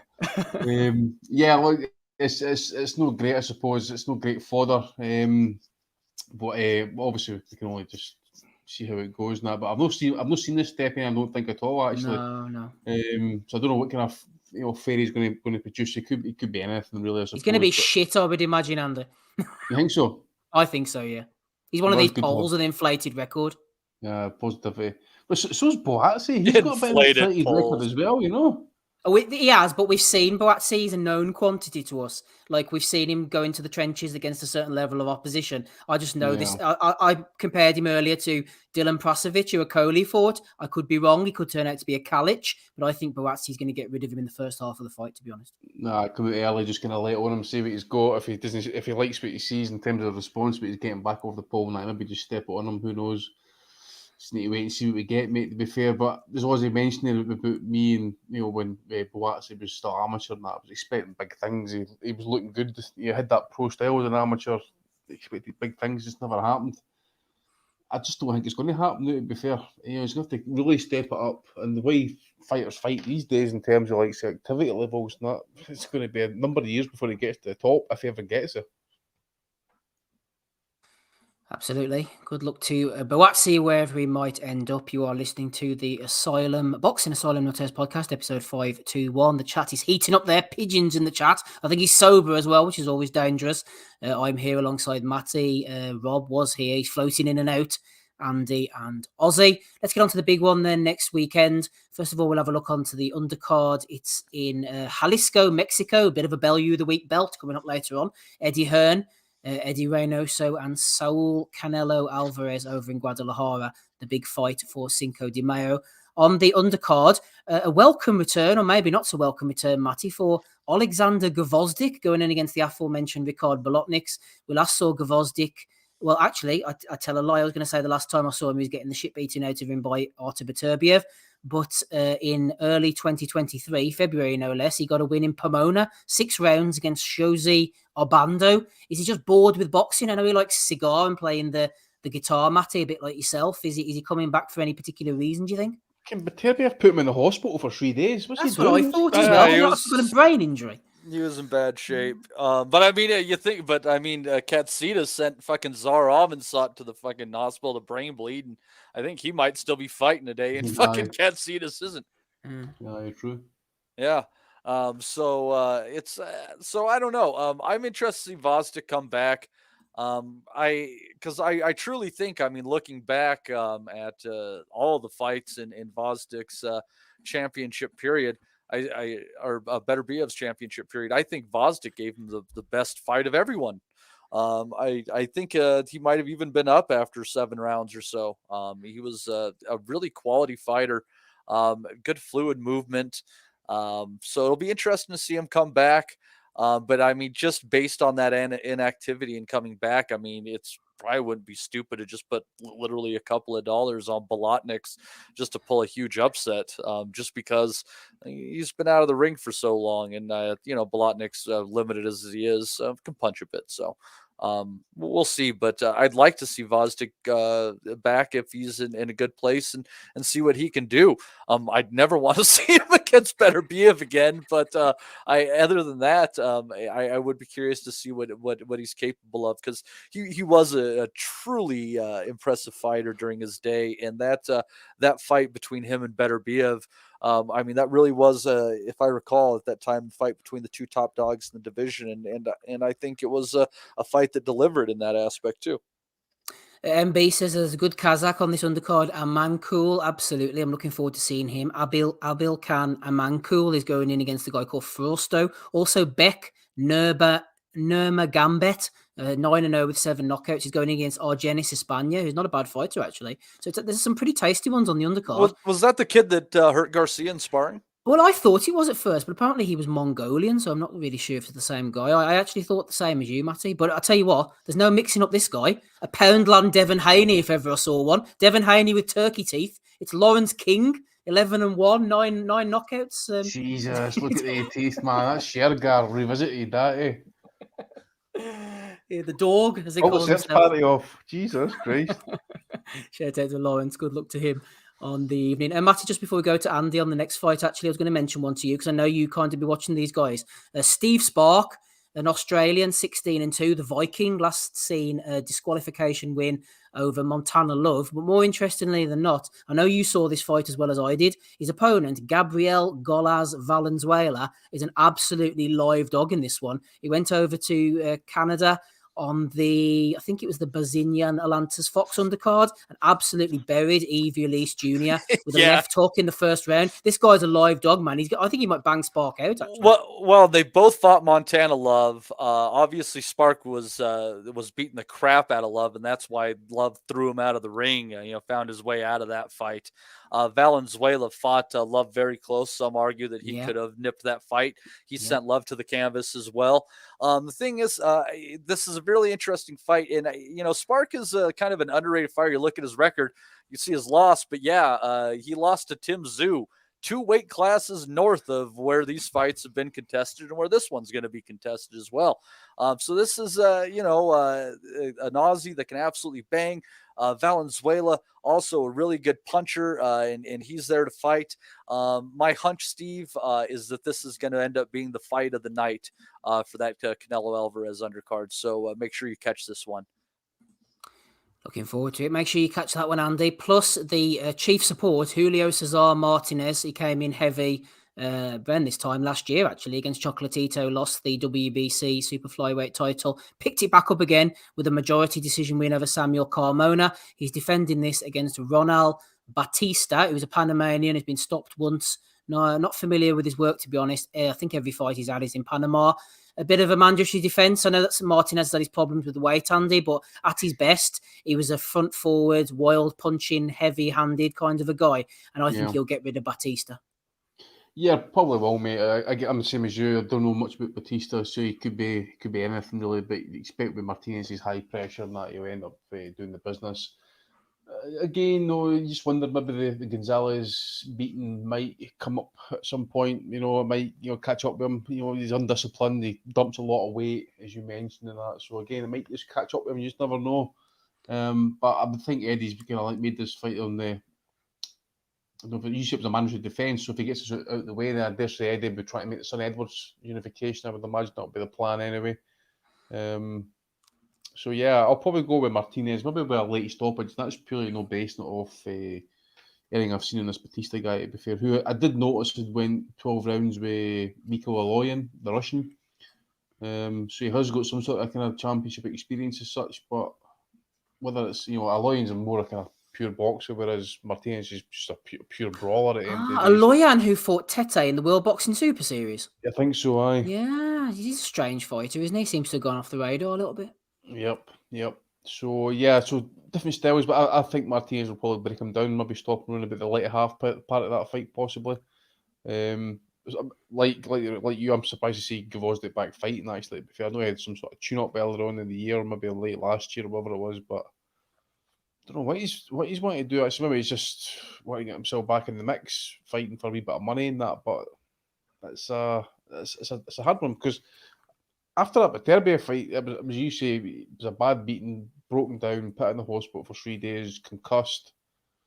Usually, the type of fights are kind of like enough to kind of, especially when you retire off the back of it, it tends to think that you know yourself, that you've had enough, really. But especially after what he did to Stevenson as well, so it's not like he hasn't seen at first hand the consequences. Yeah, no. So it's an odd one, so it'd be interesting. It wouldn't be against the realms of possibility if Bolotnik's actually even gets the win. Actually, to be fair, I know he's not great, but he can punch. Strong enough. Yeah, comes forward. Yeah, you know what I'm saying. He comes forward. He's Adam Smith says, he's rugged and tough. So we'll wait and see. But it's just an odd one, that one, actually, to be fair. Yeah, he comes to fight, Bolotnik's a phrase I always love in boxing. He comes to fight, where you'd like to think so. Although some of these journeymen, you just never know. Teacher Sonny D says, my Guadalajaran friend said The cheapest ticket is $18, reasonable. Hopefully, was it Sean McElroy who was messaging us there the other day? Hopefully, he's got a ticket if indeed he wants to go. Before we get on to that main event, though, Ozzy, anything from the undercard from what we spoke about that sort of tickles your fancy? Yeah, well, it's decent actually. I'm just looking at the prices. So Steve Spark is the favourite, odds-on favourite as well in that fight, and going back to the other one, Kaisi Benjamin also. So Sean McComb is the favourite as well. So probably looking at a double actually for Valenzuela and Benjamin. Pays just under 5-1, which I think you're definitely going to get a run for your money there in both. Both opponents are certainly live. I remember that Valenzuela. He's going to be hard work for Spark, but again, he can also dig as well. So I think you might be right, Matty, when you said it could be fight of the night, because I think we always say styles make fights, and you look at these two, and you just think, how's it not going to gel? But yeah, I thought, in typical Hearn fashion, usually, when he's got basically a guaranteed sellout, of which this was, he usually just tosses the undercard off and doesn't really give a fuck, really. But it's actually not bad, like the Gvozdyk Bolotniks, it's a fight that doesn't need to be made, but is decent and, pads out that undercard nicely. I don't particularly rate the Martinez opponent. I think he'll bang him out relatively quickly, actually. But yeah, all in all, it's pretty decent. And yeah, I think the atmosphere will just be unbelievable over there. I mean, do we know what the capacity or the crowd they're expecting? Are we looking at is it North? Is it based? I can't remember. Is it in like a stadium or something like that? Yeah, Estadio Akron. Let's see. What would be? They're not going. It's got to be something like what, 60K or something like that. They're not going over there to take Canelo into a 30,000. 46,500. Oh, right, okay, right. So, yeah, it'd be some atmosphere, won't it? Jesus Christ, imagine fighting Canelo in front of... I remember saying to fucking... talking to Joey Gamachi before, and he was telling me... I said, what was the toughest moment of your career? He said, fighting Julio Cesar Chavez in front of 35,000 Mexicans. Imagine Greg Hogan. Didn't have to fight him in front of like 130,000 or something. Yeah, something like that. Yeah. Something crazy like that. It's probably more harmful for John Ryder to beat Canelo than to get knocked out by Canelo. Oh, you might be well right there. Ozzy, seeing as you're unmuted, we might as well go with you first of all to the main event then. A few people thinking that John Ryder might have not a chance of winning, but maybe look good against Canelo possibly. Where does Ryder fit in with the kind of recent Brits that Canelo has gone on against? Your Billy Joe Saunderses, your Callum Smiths. Where do you put him chance-wise amongst those guys? I give him a better chance. I always gave Billy Joe Saunders the biggest chance of beating Canelo. I just thought he had a style that would work. It did fade a little bit. I always thought at 160 Canelo, I thought Saunders would win. Thought 168, it detracted from Saunders. I never really gave Callum Smith a chance whatsoever. Obviously not Rocky Fielding. I still say that Liam Smith put in one of the... I know he ended up with him... actually to a body shot, funnily enough. KO'd on the floor. But I thought Smith, for a guy that, no one really gave him any opportunities, and he had a bag cut in sparring, but still proceeded, actually, landed some shots on Canelo and boxed reasonably well in that. And, he didn't just come in to try and survive. It's tough because you've got to break it down. Is John going to stop him? No. And do you honestly believe, even just from a judge's perspective, will he get a decision over there?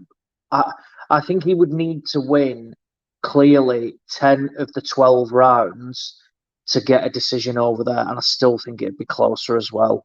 I wouldn't say it's impossible because it is boxing and anything can happen, but I liken this to, people going over to box, like the Klitschko's in Germany, and essentially you needed to do like a Tyson Fury, of which I had Fury a clear winner in that. And even then, that was still close on the cards. But on a point of some people giving him a chance and looking good, I'm one of those as well. I think it'll go the distance. I don't think he'll get Ryder out of there. And I think Ryder's going in it with everything to gain and nothing to lose. We've had him on this podcast countless amount of times, and he's an incredibly laid-back character who doesn't really seem to be deterred by anything. He's had his setbacks. They came earlier in his career, where he went through some difficult times. You forget that he's boxed bigger people before, and he should have had that win over Callum Smith. So I don't think the size is going to play any difference whatsoever. And I don't think John is a huge, huge super middleweight, but I don't think he's a small super middleweight either. So I actually looked at him as a face-to-face, and I think John is actually slightly taller, and he does look naturally the bigger guy as well. I think he'll look to get up close. I don't think he'll try and, somewhat outbox him, and I think he'll try and, work inside on him. Look to land the shots that way and make it rough and rugged is probably not the correct description completely, but try and make it a bit physical. Make Canelo work, because you've seen that he's not Mr. Invincible. John has not got the style like Bivol from where he can reflect that, but he's got his own style that has worked for him. Since coming up to super middleweight, and you can argue that since he's made the jump up to 168, he really his defeat shouldn't have come against Callum Smith. He should have beaten Callum Smith. And realistically, you look at the fighting that he should have suffered defeat, and it's probably Danny Jacobs. Many people felt Jacobs was the correct winner in that, and he got a decision on the cards. Whereas in the Smith fight, I think 99% of people who watched it felt Ryder should have come away with a win. So I think it's an incredibly difficult task, more so because of location, who Canelo is, and he's got pretty much the best chin in the business. And while John can dig, I don't see him being able to budge him. No, I've not seen. If Golovkin's not making a dent in you, not many people are really. So I think it's a fight from where I think he'll certainly, have his moments. I think he'll have success. I do think he'll win rounds. I just think it's a step too far with where it is. But I think, again, regardless of the result, unless he chooses to retire, it won't be career over, because there'd be no shame in falling short against, someone like Canelo. And again, it's the performance you put in. If he goes out there, boxes, the fight of his life, and say, it is closer, and he gets, not jobbed, but the cards are embarrassing, the attention goes to the judges again, and he will get opportunities off the back of that straight away. It's a massive opportunity for him. You're not going to turn it down.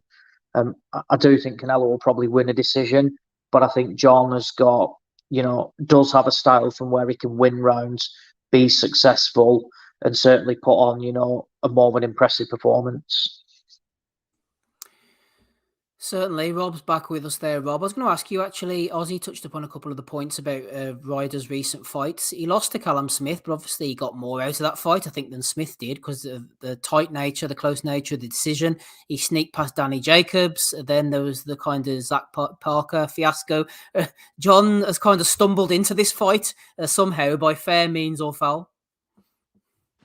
Yeah, I think he probably should have correctly got the decision against Callum Smith, and that would have set up this fight a lot earlier. There was fights along the way that were potential banana skins. Probably got to look at the rub of the green against Danny Jacobs, and then I think was getting on top of Parker anyway in that fight, even though I expected her to cause him more trouble. And he's played the long game, and nobody could deny that John Ryder deserves this fucking payday. Probably deserves it more than any British fighter.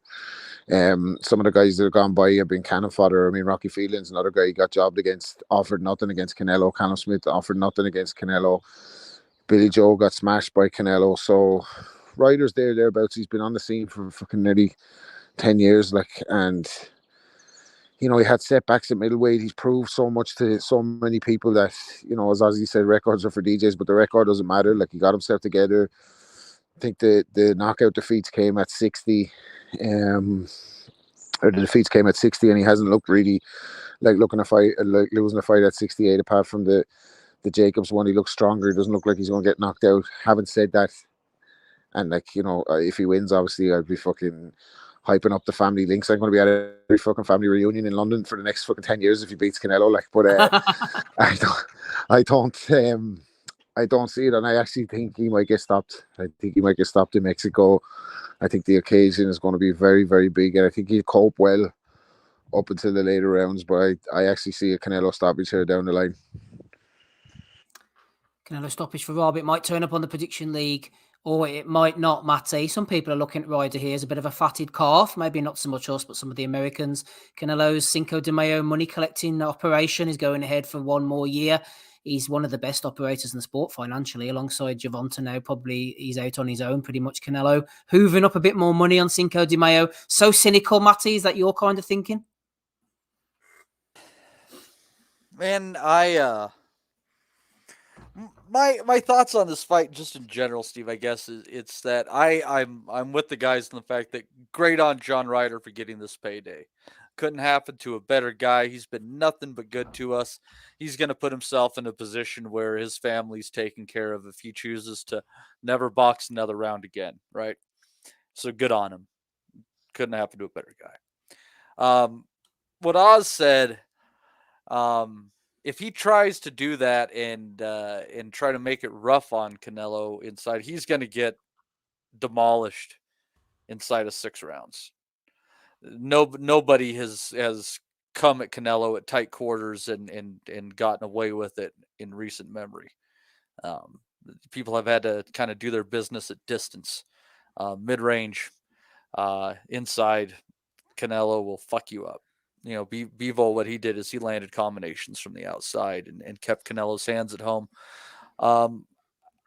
I just feel like this fight is going to end as quickly as they decide between the two of them, because Canelo's going to be ready to put it together and land something hard as soon as John gives him the opening. So we'll see how cautious he wants to be, but simultaneously, I think John knows that the only way he has any goddamn chance at nipping these titles away from Canelo, he's gonna have to knock him out. So however long this might last, I think it's going to be a pretty damn good time. I think both guys are going to land some shots, and I think Ryder just might provide one crazy moment in the fight that gets some people on the edge of their seat, like, oh shit. But I do think that when it does go to war, it's only a matter of time before Canelo decides to or finds the opening that's going to end it all. So I'm thinking probably Canelo inside of 8. I'm curious what the over-under is. I might look at that while the rest of you are yapping. I was going to ask you actually, Matty, what's the over-under on John getting further than the mighty Avni Yildirim? I think people have to think he's going to do better than Yildirim.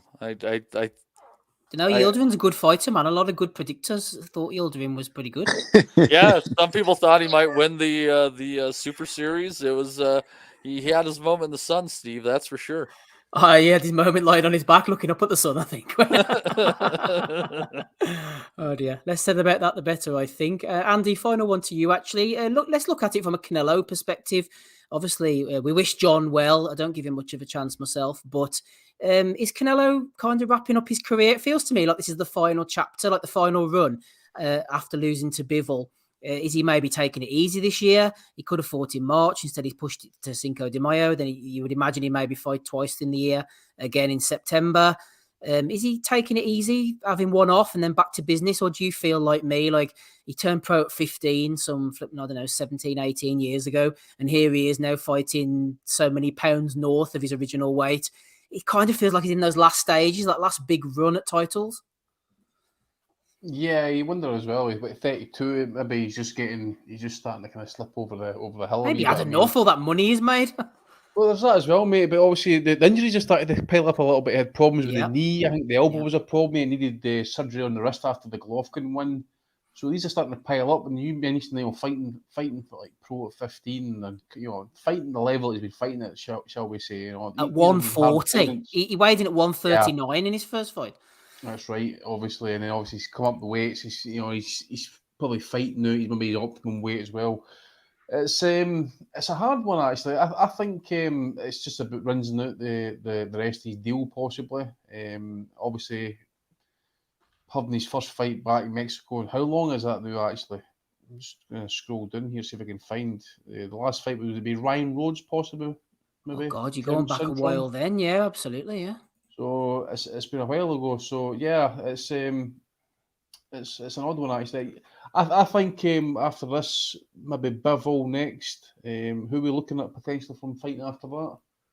Sorry, Cintron, he fought in 2011, but that was only 2 fights after Rhodes, Andy. So you're pretty Right. around that kind of area. Sorry, yeah. Aye, so it's some sort of homecoming. I actually suspect that the fight might even go the distance. Actually, as long as if John keeps it straight shots, jab and left hand, and just try and kind of adopt what Bivol was doing, jab, move, just make it difficult. I think it might make Canelo get a wee bit kind of jumpy because obviously he's going to be fighting at home. He's going to some certain or some amount of expectation on him to deliver the goods, look good doing it, maybe even get a knockout. So he'll be under pressure. So if Ryder can somehow take the crowd out of it a little bit, make it a bored negative fight at some point, but try and win some rounds, especially early doors, because John can be a wee bit a slow starter. But if he can bag some of the early rounds and and he's still in the fight by the midway point, he's going to start fancying himself and start pick up the pace. Maybe he's the naturally stronger guy, possibly. We'll wait and see on the night.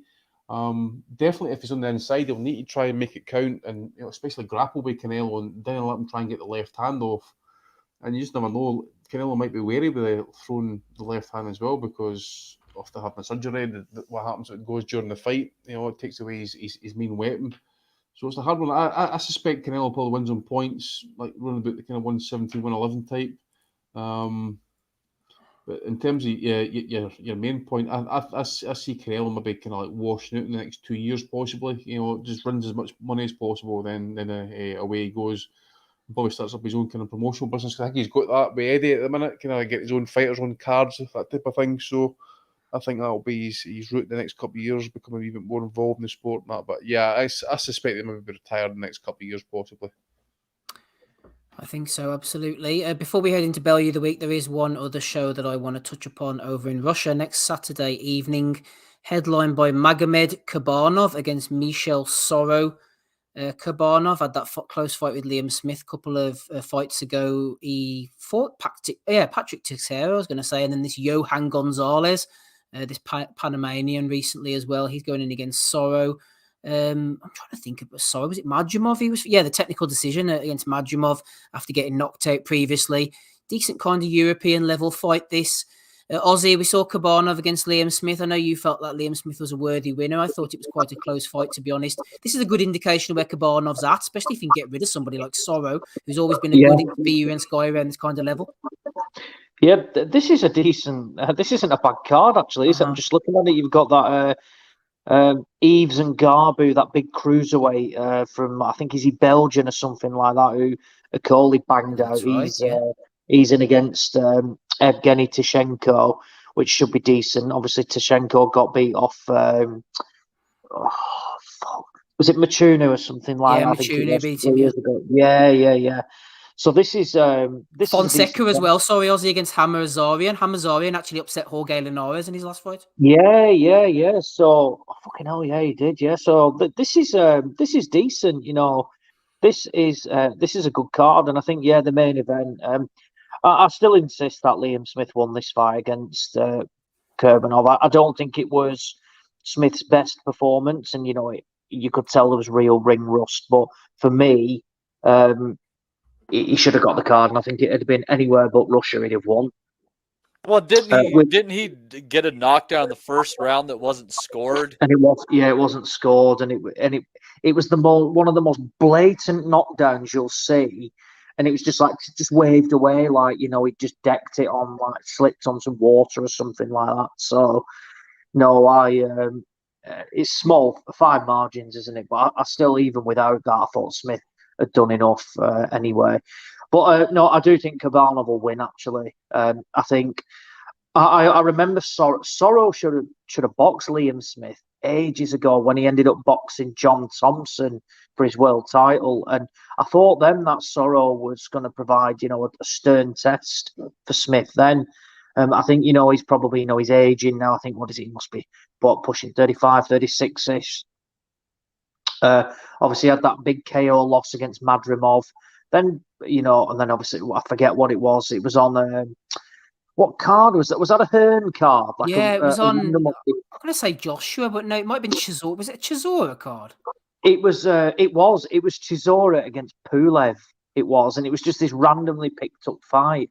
And then, it ended with a bad clash of heads, wasn't Did it? Sorrow lose to Brian Castano as well at some point? Am I just imagining that? Can't Yeah, find no, the books it right did. for some It reason. was a long time ago. That what we talking there? 5 year ago. Something like that. As well. So I think, look, I like Sorrow. I think, like you said, you described it perfectly. He's a solid European fighter. I'm pretty sure he's won the European title. He's always been around that, that sort of level and having opportunities.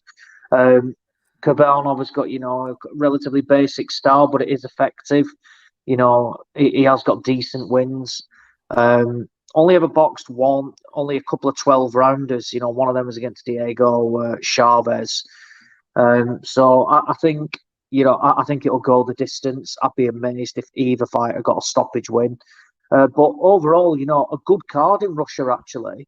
There's some good fights on the undercard as well. And the main event is, more than respectable for a headline fight as well. So I'll try and catch these. I don't know how.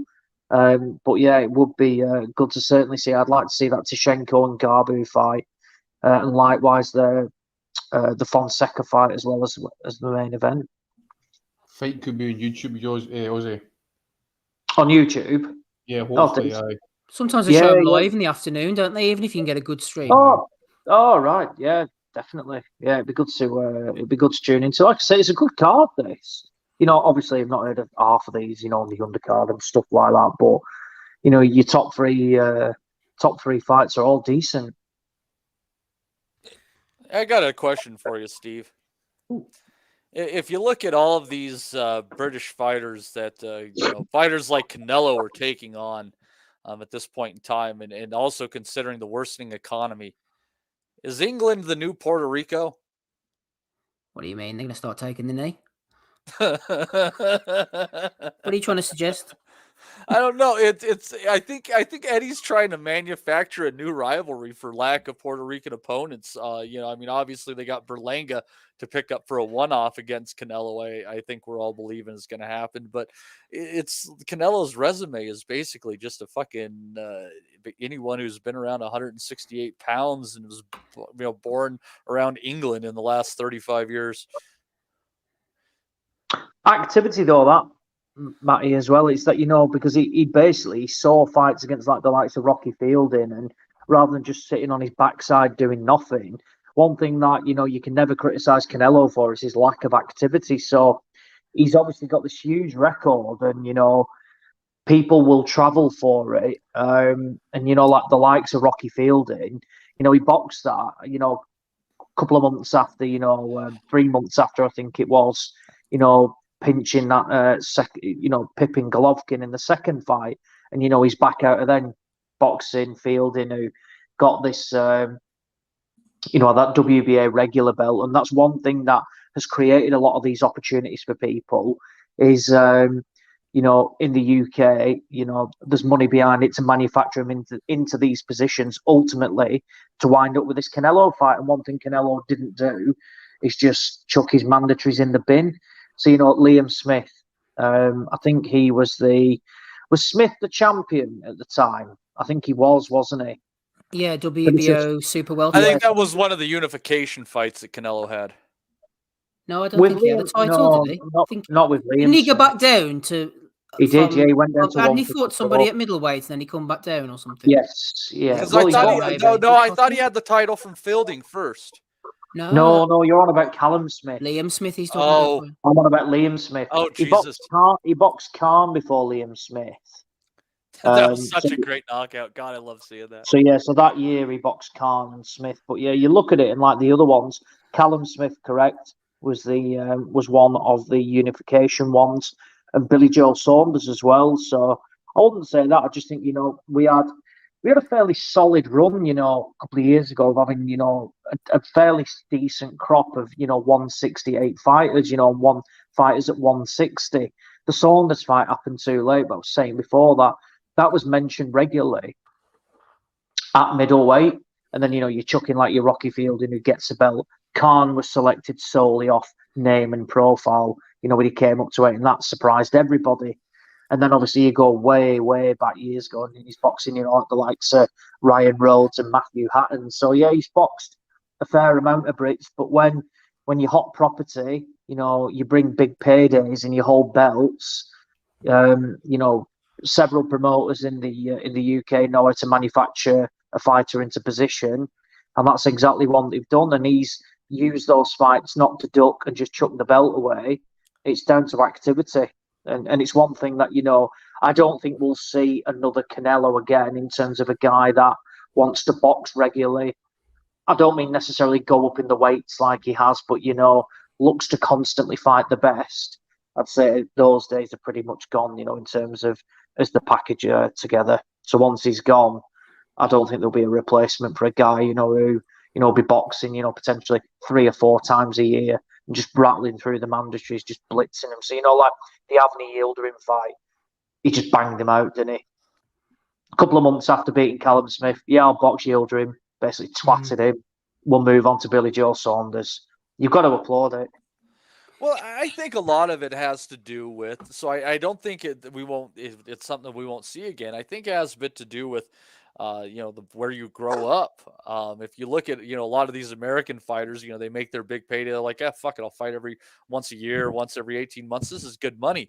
And you get these people like Pacquiao, Canelo, Donaire, even to a lesser extent, who fought anybody and everybody because they're like, I can make this kind of fucking money at this time doing this. This is insane. Sure, I think the matchmaking fight a few times a year. The matchmaking with Canelo, like apart from the Floyd fight in his early days, was done very strategically. Like up until Golovkin, like he didn't, and then he moves up to 68. Like I've got me obviously. Well, he's been suspended for doping. Like so, I don't think it's not suspicions. Like, but he started to get like he wasn't carrying that one hitter quitter power at 54 or 47 or 60, and then he went up to 68 and he's blitzing guys. And the Yildirim one was like Steve mentioned, like that financially, like he's the best operator in the business, and he like Yildirim was his fucking sparring partner. Like he came to lay down, didn't he? Like it was a worse fucking jack than Charles Martin versus Anthony Joshua, that Yildirim fight. Like so, he's maneuvered himself into being the face of boxing, the pay-per-view star. I think like Floyd needed Oscar, Canelo needed Floyd, the fucking Tank needed Ryan and such and such. But Canelo, like at this stage, has he got another big dance partner apart from Bivol to make the massive fights for him? Like who the fuck else does Canelo fight at this stage? Like, he's not going to fight Beterbiev after that lesson he learned from Bivol. He's got to be at least smart enough to say, we won't do that. No chance. You got to think. Like I think Benavidez. I still say Benavidez is the big fight because he might use every excuse. I don't think he wants that Benavidez. No, I don't think he'll fight him. I think he'd fight Morel before he fought Benavidez. Sorry, Master. Yeah, no, that's fucked up because that is a fight that would just enchant the Mexican American audience and the Mexican fans. I mean, they would be all over that fight. And I mean, Canelo speaks a bit of English. It's okay. Benavidez, I think, is bilingual. The shit talking would be fantastic. You do that on Cinco de Mayo or Mexican Independence Weekend. Big fucking business. Gojabrones. I mean, and after this DAZN deal is done for Canelo, Steve, he's got to be tossed to a place where he's got to go looking for some good fights, man. And that's the big money fight that he's going to see looking at him, that he could win. I would. He's obviously going to be a favorite against Benavidez, but I think it would be a great passing of the torch fight because I think Benavidez is a bad motherfucker, and I would rather see Canelo take the torch. Or excuse me, Benavidez take the torch from Canelo and then face Morel in what could be a wicked-ass fight than to potentially see Morel face Benavidez and take the shine away from Benavidez Canelo. Tell you right now, people are complaining about Gervonta Davis having all these rehydration clauses and catch weights. What's the odds if that fight were ever to happen between Canelo and Benavidez? How much would Canelo put on that? Because he's not done it much. Like rehydration for Bivol, for example. Benavides has to come in at 154. I'm thinking Benavides looks awful just making 168. So you can just drag him down to 165 or something like that. It would make all the difference for Canelo. Like, he would look awful. Canelo's ducking Benavides worse than he ducked Boo Boo Andrade, did he? Oh, I forgot about him. He's on the app. He's on the app. Although, Matty, just closing out your little point about UK being the new Puerto Rico, I like that in an alternative timeline. Me and Andy the other day were talking about Salvador Sanchez and Wilfredo Gomez. So going along your line, imagine 1981, Sanchez against Pat Codell could have been the battle of the little men in Caesar's Palace, half Mexicans, half John Fisher types packed in. It would have been the Hatton versus Mayweather before Hatton versus Mayweather. What a sight to behold. Can you imagine the Bosch Army walking through the streets of Guadalajara, by the way? Bosch Army! And like, he's fucking chimned, just fucking. I don't know if Puerto Rico has J-Lo like in England has Shannon Courtney done it. Like, I don't know if it's a fair comparison. She's been after RYDER recently, hasn't she? All right. She's coming back, is Shannon. Anyway. Should be a good fight next week. Looking forward to it, boys. Thank you, everyone, for the discussion. As always, as we move on to Bellew of the Week for episode 521, Rob's back in time. So is Ozzy, Andy, Matty, and me, Steve, are here as well. Don't forget to hit the thumbs up, hit the like button, and subscribe if you haven't done already. To play us in, Ozzy's going to like this one. Tell you what, hitting the Las Vegas Strip like a tsunami, the man himself. It's Big John, and he's been welcomed to Vegas as well, as Terry Woodfine has sent me in this video to prove it.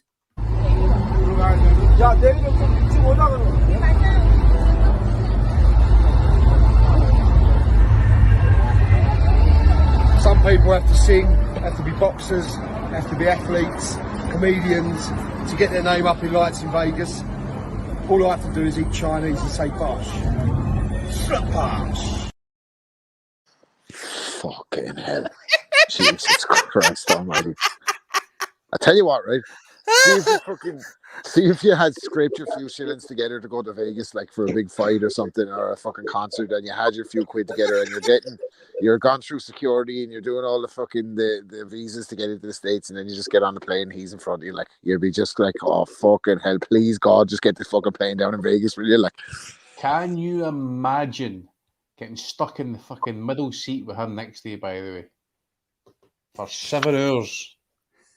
Or however long it is to Vegas, 9 hours, whatever it is. Holy shit, man. You wouldn't stand a chance, would you? Oh, mate. You would not stand a chance. Imagine the smell of it, like fresh and old and rotten Chinese, or t-shirt that will have more food than the fucking menu. Oh, just be an awful experience, man. You'd be begging for ISIS to take over the plane just to end it right there. I'd be looking for the ejector button anyway, straight away, like James Bond, man, trying to fucking shoot myself out of the plane, no doubt about it. Jumping out like Arnie in Commando, out straight out the fucking plane, no chance. I hate the way he's fucking said that as well. Some people need to be athletes. I just need to eat a fucking... Yeah, I know, yeah. He fucking Vegas, fucking hell, man. That is fucking disgusting.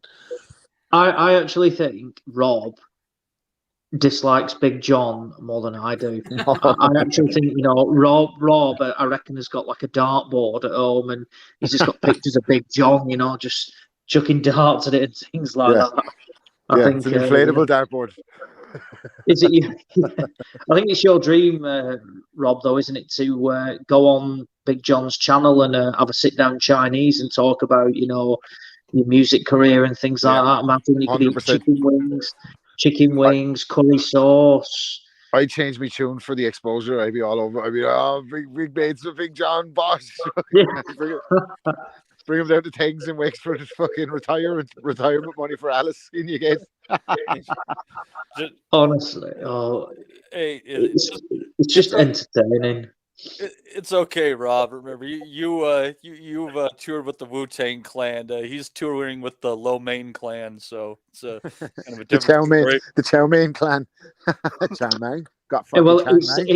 It's safe to say from that stone and a half that he lost, from where he kept saying that he was in credit, there's not a fucking chance he'll be in credit by the time he gets back from America, is there? That's like when your credit runs out on your phone. The fucking can you imagine see some of the fucking diners right there. It's all you can eat. Yeah, Oh, imagine no. it, man. You'll never get. If you fucking put Vaseline on them and get them out the door. Honestly, He had to pay for 2 seats to get there to get here. Yeah. He's going to pay for 3 to get back. No, It's he'll just Poor lad, it's pinching just- on overtime. Fuck's need sake. to hire a C-130 to get back, Matty. it's just Stop being such fucking vicious It's- trolls and haters, Yeah. lads. Will you? Vile trolls and haters online. Fuck's sake. You'll have all the people that made money off of him eating here, fucking chasing down the plane, trying to go with him, looking like fucking the plane leaving Kabul. Yeah. Fucking bash. See, he was sitting in the swimming pool.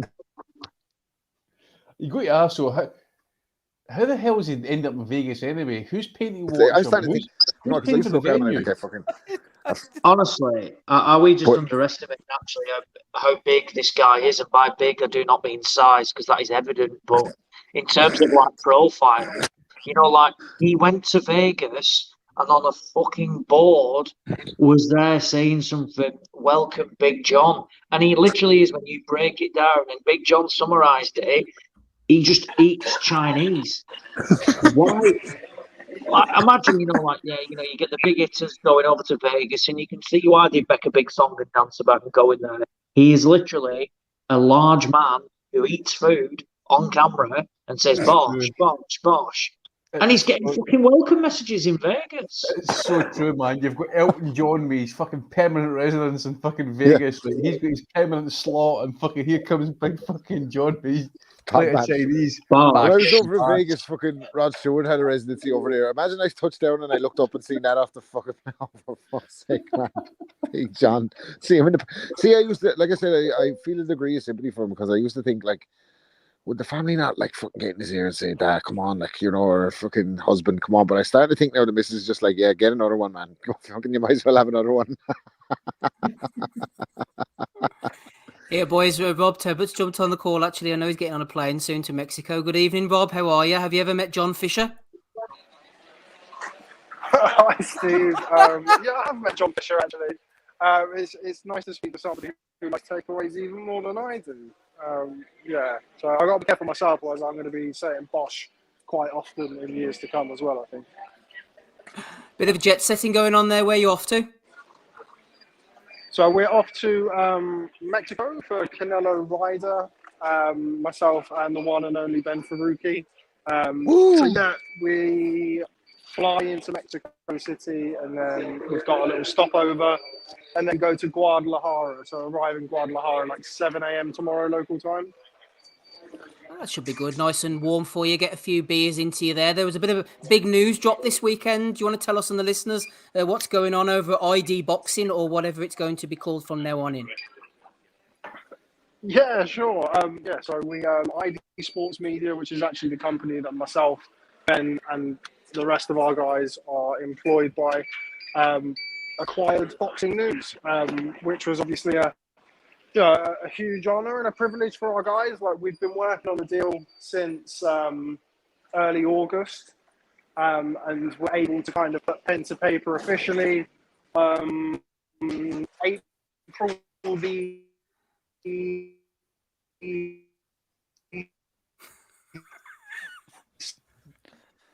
You're breaking up a little bit there. Yeah, we lost you there. We heard April you're hanging on tenterhooks.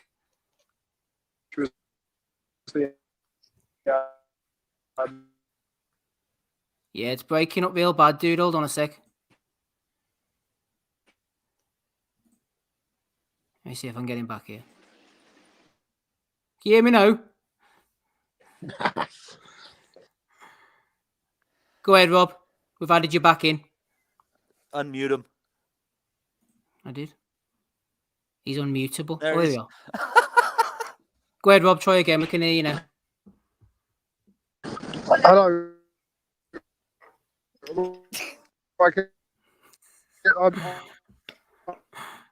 No, it's real bad, dude. It's real bad. More breaking news from the Asylum. Yeah, I think they've joined up with Boxing News anyway. That's the main thing. It's going to be called Boxing News Plus. I know some people were concerned about them shutting the magazine down, but apparently that's not going to be the case. There was a video dropped with Matt Christie, the editor of Boxing News. I haven't watched it yet. those are basically the ins and outs. Rob, do you want to have one more go? No. If you can grab the Wi-Fi in the airport, come back on. That'll help you a lot. It sounded like they were going through passport control there, actually, with that beat in the background.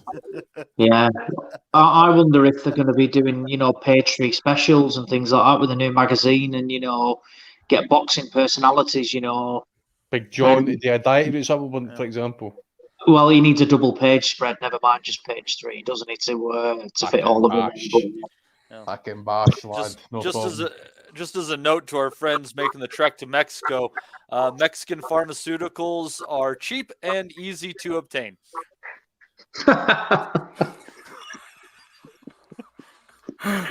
All right, then. Right, back to Bellew of the Week. A fitting internet connection for Bellew of the Week reminds us of times gone by. We've gone back about 8 or 9 years of that connection, Matty. Back to the early days. Might as well have had Hater Dave and the Guru on the call. The fucking dial-up. Oh, there's some rough times. Those were. I was glad that we didn't go live at those times there, Steve. And we went ahead and we edited and things like that, because there was moments where it was just impossible, and you just sit there and they just wouldn't shut the fuck up, and it would go on for minutes at a time. You'd be trying to get through to them. We can't hear you. We can't hear you, and they just keep going and going and going. And sometimes it was Donnie. So it was painful. Sometimes it was Donnie. Sometimes, yeah, good. Fuck you, man. Oh, man. Those were the days. Good old Donnie. It's like Donnie was driving, but then he was behind the wheel. Yeah, this was pre-burrito in the drive-through days. Captain Casual, goddamn, man. What's going on now? Let's have a look. I'm furiously going back and forward with friend of the pod, Ben Fuki, to try and see what's happening here, but I think the internet's dead, unfortunately. For fuck's sake, I have another tenner to upgrade from a 56k modem. Woo, hold on. I'm on fibrous broadband now. 50 quid a month. If my internet goes, I'm smashing my head through the screen, Matty. Yeah, you're good. That was all the internet on Rob's end over there, wherever he was coming from. But Captain Casual, if you're not part of the Patreon yet, I don't know what your handle is. If you're in there, you need to just join in with the Patreon with that. You could give us £10 a month and be in there. We'd gladly, that'd be great. I'm starting to think Steve needs to set a floor for his bandwidth issues that he's having. But it's anybody that kicks in here. If you're not in the Patreon, come in here and you can give us, the 10 £5 a month, and that'd be fantastic, and we'd really appreciate that. And Steve tries to reinvest and keep improving the product, and it's a great community. We talk about boxing and food and wine and culture. We're an incredible bunch. We love foxes and fireplaces in there. It's a hell of a good time.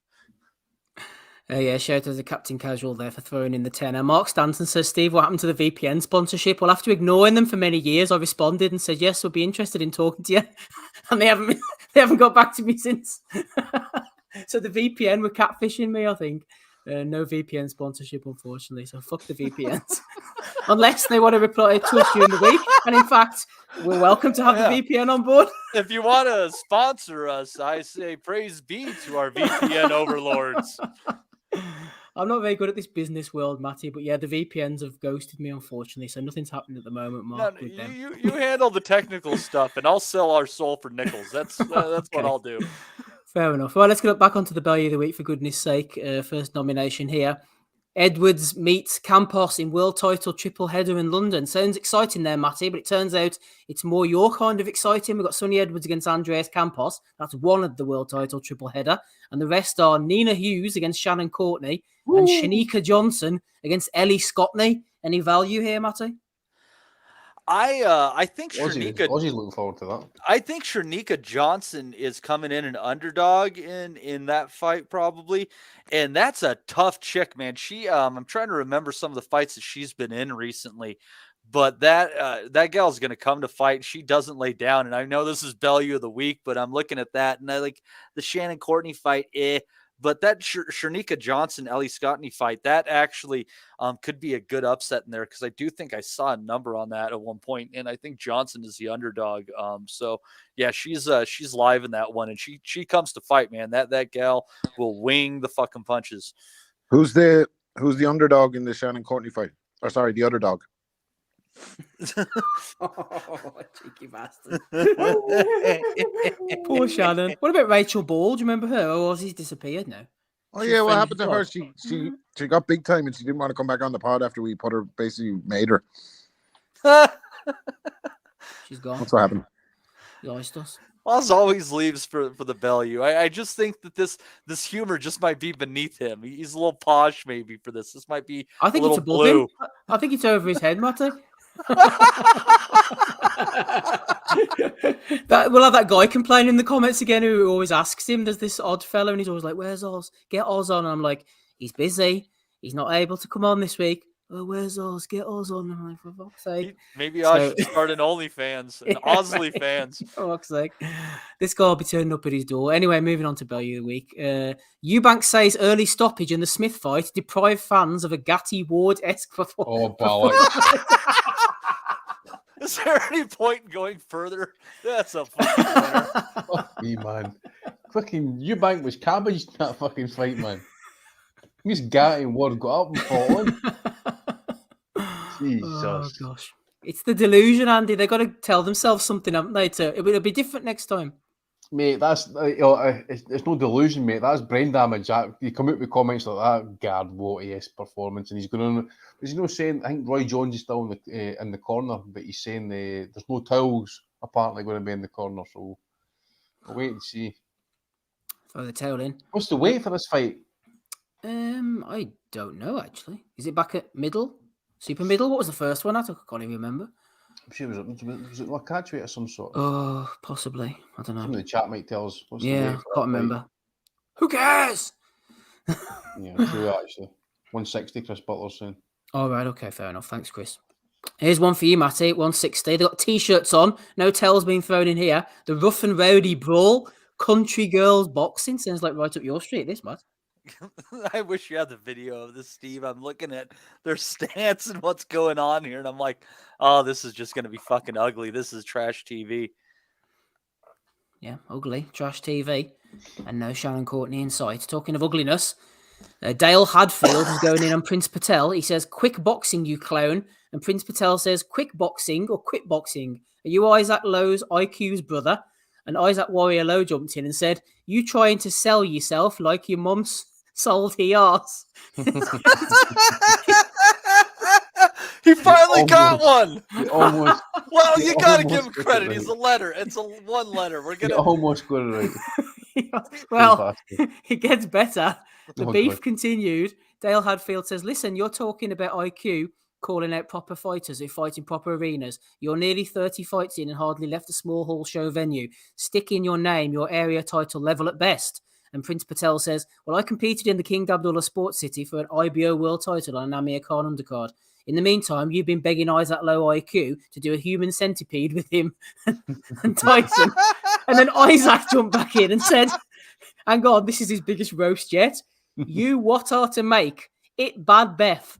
And this not just on this, when I see you went, I get my hands on you. You never boxes again, you. And I put my hand on a Bible, that knob thing. I respect every fighter who gets in a ring, but you a kiddie shithead. I got to hear Paris Fury's comments on that one. Well, that told him. That's class. Human centipede. Intense Beth.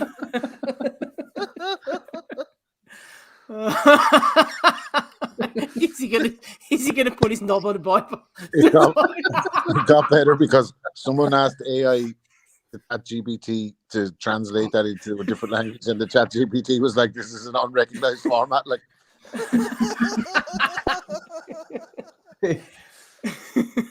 that's what did to my dad's fucking Wi-Fi. I changed his fucking name on the Wi-Fi to Rocket Boss. And he's fucking antivirus picked it up and he says, Rocket Boss may be infected.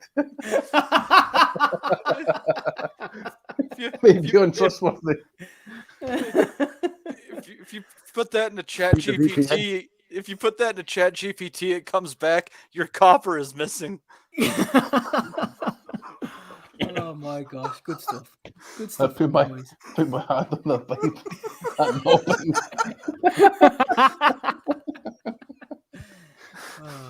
Oh my God! What if he opens up the Bible, sticks his knob in between, and shuts it? Gets his ball smashed on Corinthians. This is the family show on a Sunday evening, everybody. Let's move on swiftly, shall we? Tony What Bellew. family where? Here we are. The rimmer extraordinaire, Tony Bellew and Anthony Joshua. He changed the game like Muhammad Ali changed the game. Game changed. Did he fuck? Would he ever fuck on the stage? Like, I know we have Bellew of the Week and all as a homage to the days where he was actually funny, but now he's just a fucking pain in the arse. He's saying it on purpose at this stage. And he fucking spews any bullshit that comes out of his mouth to keep himself in boxing Twitter headlines because he loves the fucking limelight. The absolute dope. Loves the limelight. There's O'May's UK at the bottom there, Matty. This waterfront. Hold on a property. second. I'm just getting excited. As well, by the way.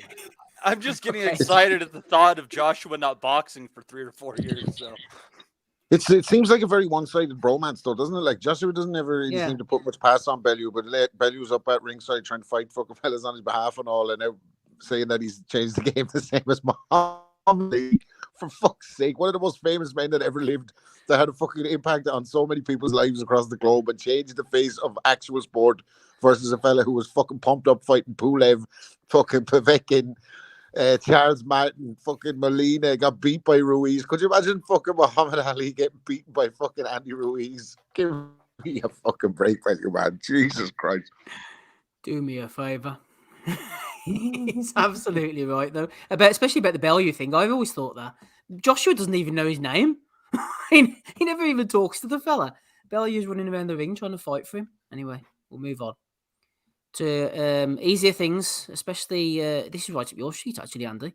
Adrian Broner. I knew you were going to bring me into this. Adrian Broner, he's put out a message. He says, for these past few days, I've been fighting against myself, and I found out how tough a task will be to beat me because I ain't going. Just got to cut off all my vices. I have quite a few, and I look at them like cancer because, one day I can cut them out, but they can always come back more effective than before. It's quite small. I'm trying to get my bit. Anyway, alcohol addiction. If they don't get what I like, then I like what they got. Well said. It sounds a bit Isaac Lowe, but anyway. Sexual temptation. I will fuck a pumpkin pie out of pumpkin if there was a pussy at the bottom of it. Well, that's a bit of philosophy for maybe. Gambling. We can bet on anything. It's a bit like Matt, and I will be down with it no matter if it's who can spit the furthest. We can shoot craps or CeeLo and playing cards. Hell, I will bet I take more shits a day than your newborn baby because in my eyes, any bet is a great bet. Okay, that's some words of wisdom there from AB. That's where we're different. I'm very regular at once a day. So. Mate, what can I say? Sounds like me fucking. Where you go, mate? Sorry, I was going to say, sounds like me hyping myself up on Sunday night, like to make big changes on Monday. You know, that way, but it fucking never works out. Like, it starts Monday. yeah, it starts Monday. Bosh. I would figure spending time with us might inspire you to make changes in your life, Rob, but I guess I'm wrong. I think I have Stockholm Syndrome at this stage, to be honest with you. Well, he says, I feel like this is my last chance, so fuck it. It's time to live or die with boxing. He also apologised to Don King because he didn't have to take a chance on me, especially after hearing the whole boxing world slander my name. Last but not least, I want to apologise to my fans. Without you all, Andy, this is to you, I wouldn't be who I am today. I love you all. That was quite nice at the end, wasn't it? Aye, it's his truth though, mate. That's the main thing. But good old AB just makes me out to be the prophet that I always thought I was, mate. He's delivering in spades. Who knew that a guy who fucking rides sewer rats on fucking Twitter, sticks the video out, flushes fucking $50 bills down the toilet, rips up cash in front of people, throws it in their face, just a serial fuck up, battalion of kids to different baby mamas or everything, is all of a sudden saying he's got hard times. We've known all this. And the last thing he needs to be doing is boxing. But at the same time, it's I'm not wanting to go too hard on the guy, but okay, he's done. He's washed. That money that Eddie Hearn's offering him, he could be fucking back begging for it anytime soon, mate. But this is bad. This is really bad. His life would have been far better off if he would have just stuck to fucking pumpkins. He needs to get to OnlyFans now, actually. He's already on it. But he needs to do the hardcore stuff now, mate. That's where he's at. That's sure. Pumpkins and OnlyFans, like your man out of American exactly, Pie. mate. Aye, exactly. That's what I'm thinking about. Music from Halloween just playing in the background. Yeah. This is the Can Man, and today I can make a pumpkin cream pie. Are you ready? Pumpkins, get it. That's a horrific image, man. Sorry, Rob, go on. No, I want. Do you know what I want for the end of the Adrian Broner story? Redemption, knocking out Conor Benn. Imagine that. That'd be so fucking funny. Class. Adrian Broner Against turns it drug around, man. 11th round, smashes Conor Benn. He's never failed a test. AB's never failed a test. Please let it happen on a fucking Jake Paul undercard. That's not going to happen, man. I'll tell you what. Come on. I'm telling you, stranger things have happened. I tell you, Ben needs an opponent in America that can be sanctioned at 147 name, and he's not going to fight anyone on PBC. So fucking Adrian Broner is the fight to make. Let's do it, AB. But he's unreliable. And he's pulling out. How many fights? He's pulling out. He fights like he's pulling out slags. You know, it's. Well, I think he pulls out more of the fights, to be honest with you. His box rec would suggest he pulls out more fights. Well, to be fair, his fight in February was doomed as soon as they added Mickey Bay versus Tevin Farmer to the undercard. No, but he's been Don King now, so that's going to be even worse. That's where fucking careers go to die, man. Wait till King doesn't pay him; it'll be epic banter. He'll end up fighting Isaac Makabu. Isaac Lowe. He'll be back asking Uncle Al for a handout. Might well be. Oscar's been out in force. He's Oscar on Ryan's loss. They have a good plan to get Ryan back to the top. You learn from your mistakes. That's what boxing is all about. Sounds like Garcia's on board. He says, I haven't talked to anyone regarding how I'm going to move forward. I'm taking time to think about a lot of things. I wanted to make that very clear. That's Oscar told. Is Oscar getting thrown in the mix here because he said he didn't turn up to the press conference because he was getting death threats? Yeah, I seen that. Did he? Yeah. I had very credible death threats, so I left the arena immediately. Oscar did have some shit with the cartels before. Didn't they kidnap someone belonged to him or something years ago? So maybe he's still a legitimate threat. I doubt it, though. Maybe the fashion police are wanting to come arrest him for his fucking sheath vest or whatever he had on at the weigh-in. Yeah, Thomas Newman throwing one in. He says it'll be a Cordina versus Tevin Farmer, Conor Benn versus Broner double header. I'm there for it. Oh my god! Bring back Tevin Farmer, yeah. Tevin Farmer, Jesus Christ. That's fucking terrible. Cordina versus John O'Carroll. You often wonder why Tevin Farmer passed the medical sometimes.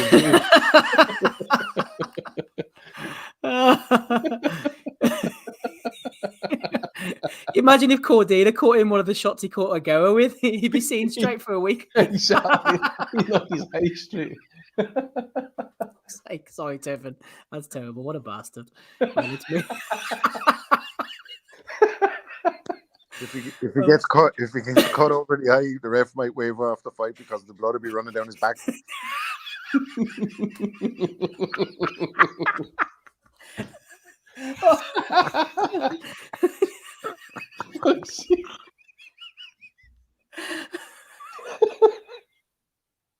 Oh, fucking hell.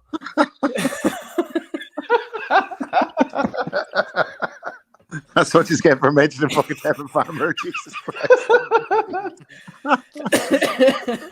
Right, back to the serious stuff. Joe Calzaghe's Model X faces jail for smuggling £5 million to Dubai in her business class luggage as part of a £104 million cash smuggling ring. $5 million off to Dubai. I wonder where that was. Going to. It's a bit... I've never seen this actually. What's the story here? Joe Calzaghe's ex, yeah. She was smuggling cash to Dubai. Maybe there was someone waiting there for the dirty money. It was in the luggage there. Calzaghe dated her for 6 years before they split up. So there you go. She's obviously hit on hard times. She was the one that said he used to fucking look in the mirror, kiss his muscles, and say, "I don't need you anymore." After he fucking spun in America. 50 and all Calzaghe there. No good. All right, Ben Russell says, "Can you believe it?" That's exactly what the lines I was thinking along as well. Great bunch of lads. Great bunch of lads. Talking great bunch of lads, Carl Frotch has stepped up. He says to Ryan Garcia, stand up, take your licks, go out on your shield. If you don't, you've quit for me. For me, Ryan Garcia, quit. It's not good enough. You've got to stay in there. You've got to climb off the canvas, Matty. Yeah. He was a hard bastard, Frotch, for all of his fault. That's why I'm having a hard time saying anything about this. I'm like, because he was one of the toughest sons of bitches I've seen in a ring in the last 20 years. So yeah, Carl can have that opinion. The strange bastard. It is.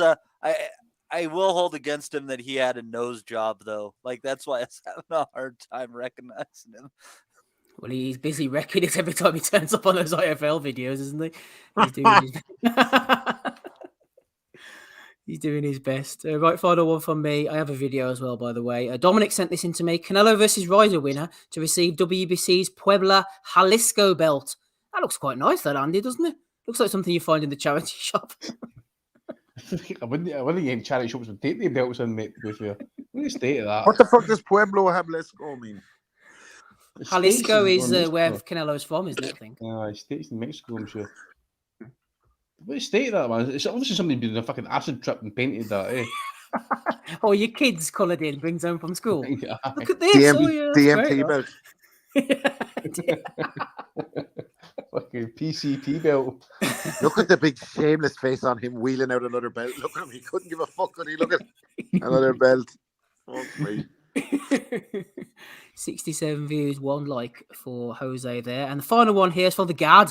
Apparently he was talking to George Foreman during the week, and he was talking about the Joe Frazier fight. He puts on a little Kingston accent at the end, the Gad. Here we are. I mean, you were literally fighting every month before you fought Joe Frazier in Kingston, Jamaica.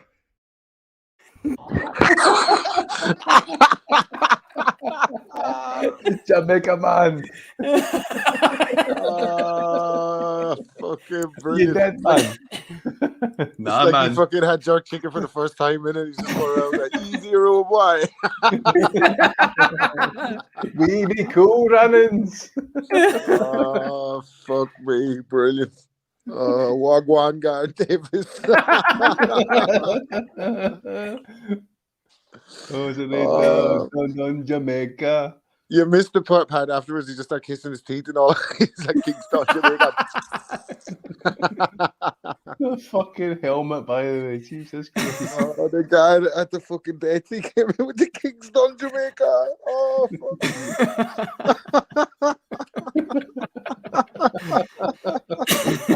Steve, give us that again. Come on. Yeah, hold on. I mean, you were literally fighting every month before you fought Joe Frazier in Kingston, Jamaica.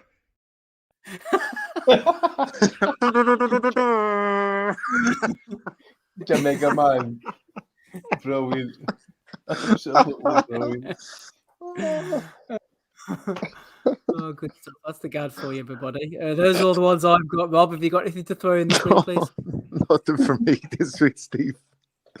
Nothing from Oz, nothing from Rob. Anything from you, Andy? Yeah, Michael Hunter. We went off on one there last night saying Dillian White is softer than baby shite for blocking me. I'm pulling up. He hates Dillian White, doesn't he? She pulled it that fight. I'm pulling up to your next fight. I'm up for a bare knuckle fight when it comes to you. And he fucking then tags in that bare knuckle boxing. That's our bare knuckle FC. So he gets all that kind of like hype. Let's go, champ, and all that. So it'll be interesting to see if Michael Hunter pulls up in Dillian White his next fucking fight. Why does everyone want to fucking fight Dillian White outside the boxing ring? You can't get a fight at all. Everyone's about to fight him outside the ring. Have a push and a pull on the cobbles with him. Flip over a table with him. Just obviously we lost Rob Tebbit there on the call and that, but I see that they've lifted the paywall online for Boxing News. So this week's editor's letter is now available to view. Interesting reading, by the way. So that actually leaves Eddie Hearn without a name, actually, just roughly. I'm being facetious there slightly, but Eddie gets entered a little bit there. So it was lovely stuff. Good reading. Go and see that actually as well. And one for Teofimo Lopez. We never had that one. Oh, what a dipshit. What a fucking helmet a boy, by the way. Just talk about, just shut your mouth, mate. But and his dad's come out and just fucking made it worse than that as well. You know, I think they've like slagged off Bradley and Andre Ward about Dick riding all the motherfuckers, all that type of stuff and that. And then he's fucking then says something about black fighters, you can keep them, that type of stuff. Pardon my language, you can go suck my dick and all this sort of stuff and that. So then his dad tried to walk it back. He came out and was like, black people are very athletic. It's a fucking banger, isn't he? Jesus Christ, he is Angel Garcia Part 2, isn't he? Like them two. Fuck's sake. Here it is here. If they want the black fighters, they can keep them. I brought Bud Light to top rank. Well, and somehow you've managed to bring the black fans into the corner of the Scotsman. Well, fucking done, you idiots. Oh, that's a good one. Every time I think I've got one for this week, you come up with another one. Sorry, Andy, any more to throw in there? I think that's what I've got. Give me one to Matt or someone else in the room, see if I can find any more. Oh, sorry, I've seen some more fallout for the zone robbery last week on the pay-per-view. People have been posting up the screenshots. This poor cunt's been charged something like, I think it was $600 or something like that, $98 at a time. He's posted up screenshots of like he's come through the Zone Limited account, Google the Zone, does fucking Skype. Honestly, God, man. And they'll be getting the runaround off the Zone trying to get. Oh, the one fella, they said, sorry, you're going to have to go to Roku or something or Apple Pay and take it up with them. And he's like, what do you mean? I ordered it off you. Oh, they're class. They're fucking fucked. But else, just come a quick scan, mate, see if we get anything else here. I don't think so. Some of the comments on the Gad's Jamaican accent in the chat are fucking unbelievable. Jim McDonald called him Gad Rodigan. Fucking someone else said he's going to have dreads like Diamante next week. Gad is trans Jamaican. Gad is the Tim Westwood of boxing. There was one. I have got one. I have got it. Keep talking. Just keep going. Now it was one for Chris Williamson. Actually, it was a fucking brilliant one. It was related to the DAZN pay-per-view. Actually, well, I just think related to that DAZN pay-per-view to expand on that, nomination. So we know that they fucked up and they missed out on a big chunk, Steve. But that pay-per-view did a total of 1.2 million buys. So I mean, even if they missed out on a quarter of those at the end of the day, when it's all said and done, I mean that's 300 times $85. I mean that's 300,000 times $85. That's a ton of fucking money that they missed out on. Insane. Their biggest chance to finally do something in the world of boxing after all these years and billion-dollar contracts, and they made a big balls up of it. Well, and now what you got to think where they fucked up too. What kind of numbers are they going to be getting with the Canelo pay-per-view trying to sell that through their platform? Which one? The RYDER? Is that pay-per-view? Of course. It's Canelo. Yeah. Right. I found it so Chris Williamson says the Zone runs that poor bastard account like it was Gad logged in the Ebony Bridges OnlyFans. And that's another one. There's someone has posted a video up for Ukraine yesterday. Allegedly, it was Usyk fucking firing mortar bombs at the fucking Russians. Allegedly, I don't know if it's true or no, but I'll throw that one in there for good measure. Lovely stuff. Thank you, Andrew. Matty, anything from you, please? All I just saw was about that the numbers on the pay-per-view and how DAZN fucked up. That'd be my only contribution. Only fans, only contribution from Matty. Let's go through them quickly. We had the Gad doing the Jamaican accent. We had Big John Fisher boshing it up in Las Vegas. We had Mauricio Suleiman there with his belt. Froch talking about Garcia. Calzaghe's missus going over to Dubai. We had the Garcia-Oscar De La Hoya beef. AB leaving it all out on the line. We had Bellew ring licking. We had the beef between Isaac Lowe and Prince Patel. We had the rough and rowdy brawl, country girls boxing. We also had the Eubank saying that the Liam Smith fight was an early stoppage. And we had the fake triple world title header. Who are you going for this week, Matt? I think you have to go with the Isaac Lowe, Prince Patel back and forth. That was fucking class. My God. Yeah, I'm tempted by that one too. Andy, who are you going for? Yeah, some good ones this week. Like I was actually on top of the Eubank one pretty strongly because it was a clear sign of concussion or some sort of damage here, and then along comes the Gad, Jamaica man. Dad yet, man. So yeah, I fancy the Gad this week, but it sounds like we're picking on him a wee bit because he's prominent these last few months and that on this topic. But I think he loves it, man. I think he loves it. Oh, I think he does. The notorious Gad. So, notorious GAD. Notorious GAD, that's who I'm going with, mate. Good stuff. Rob, who are you going for? Yeah, it's got to be Big Shabba. Fucking they never know he was a super cow. Oh, no, you no. Shabba ranks. I'm gonna see fucking what you call it next week. Fucking Gad's gonna be doing Informer by Snow, isn't he? Informer. You know, say that a bit. Licking some bum-bums there and old Gad there. Yeah. Keep boom boom down. It's gonna have to be a tie, man. I agree with Matty. I'm going for Prince Patel and Isaac Lowe, so 2 for them and 2 for the Gad. It's a tie this week for episode 521. Congratulations to you two. Also, congratulations to Gaz, not Gad. This is G-A-Z or G-A-Z as Matty would say. He joined up on the Patreon tonight, live and exclusive, patreon.com/Boxing Asylum. Also, shout out to our super chatters. If I could find them, it'd be a good start. Captain Casual throwing in a tenner, upped on his £20 as well. So that's 30 altogether from Captain Casual. He's not a casual in my eyes. He's a legend. Shout out to Ryan Ormerod as well. And to Double M, who's listening in. Who knows if his missus is out or not. Hopefully she'll come back home to you, Eminem, and she hasn't left you. Right. I think that'll do for tonight. Thanks to everybody. Wishful thinking for one night. Exactly. Oh, dear me. Thanks to everyone who's been on tonight. Rob Kelly, Andy Patterson, Matty G. Leonardo, Ozzy Smith, Rob Tebbert, he was here in spirit, I suppose. I've been Steve Wellings. We'll catch you all again, same time, same place next week. Don't forget to hit the thumbs up on your way out. And bye. Up the Celts. We'll never forget. I think that's good happening. Go to animals! We want to be honest, yeah? Crying like a little bitch.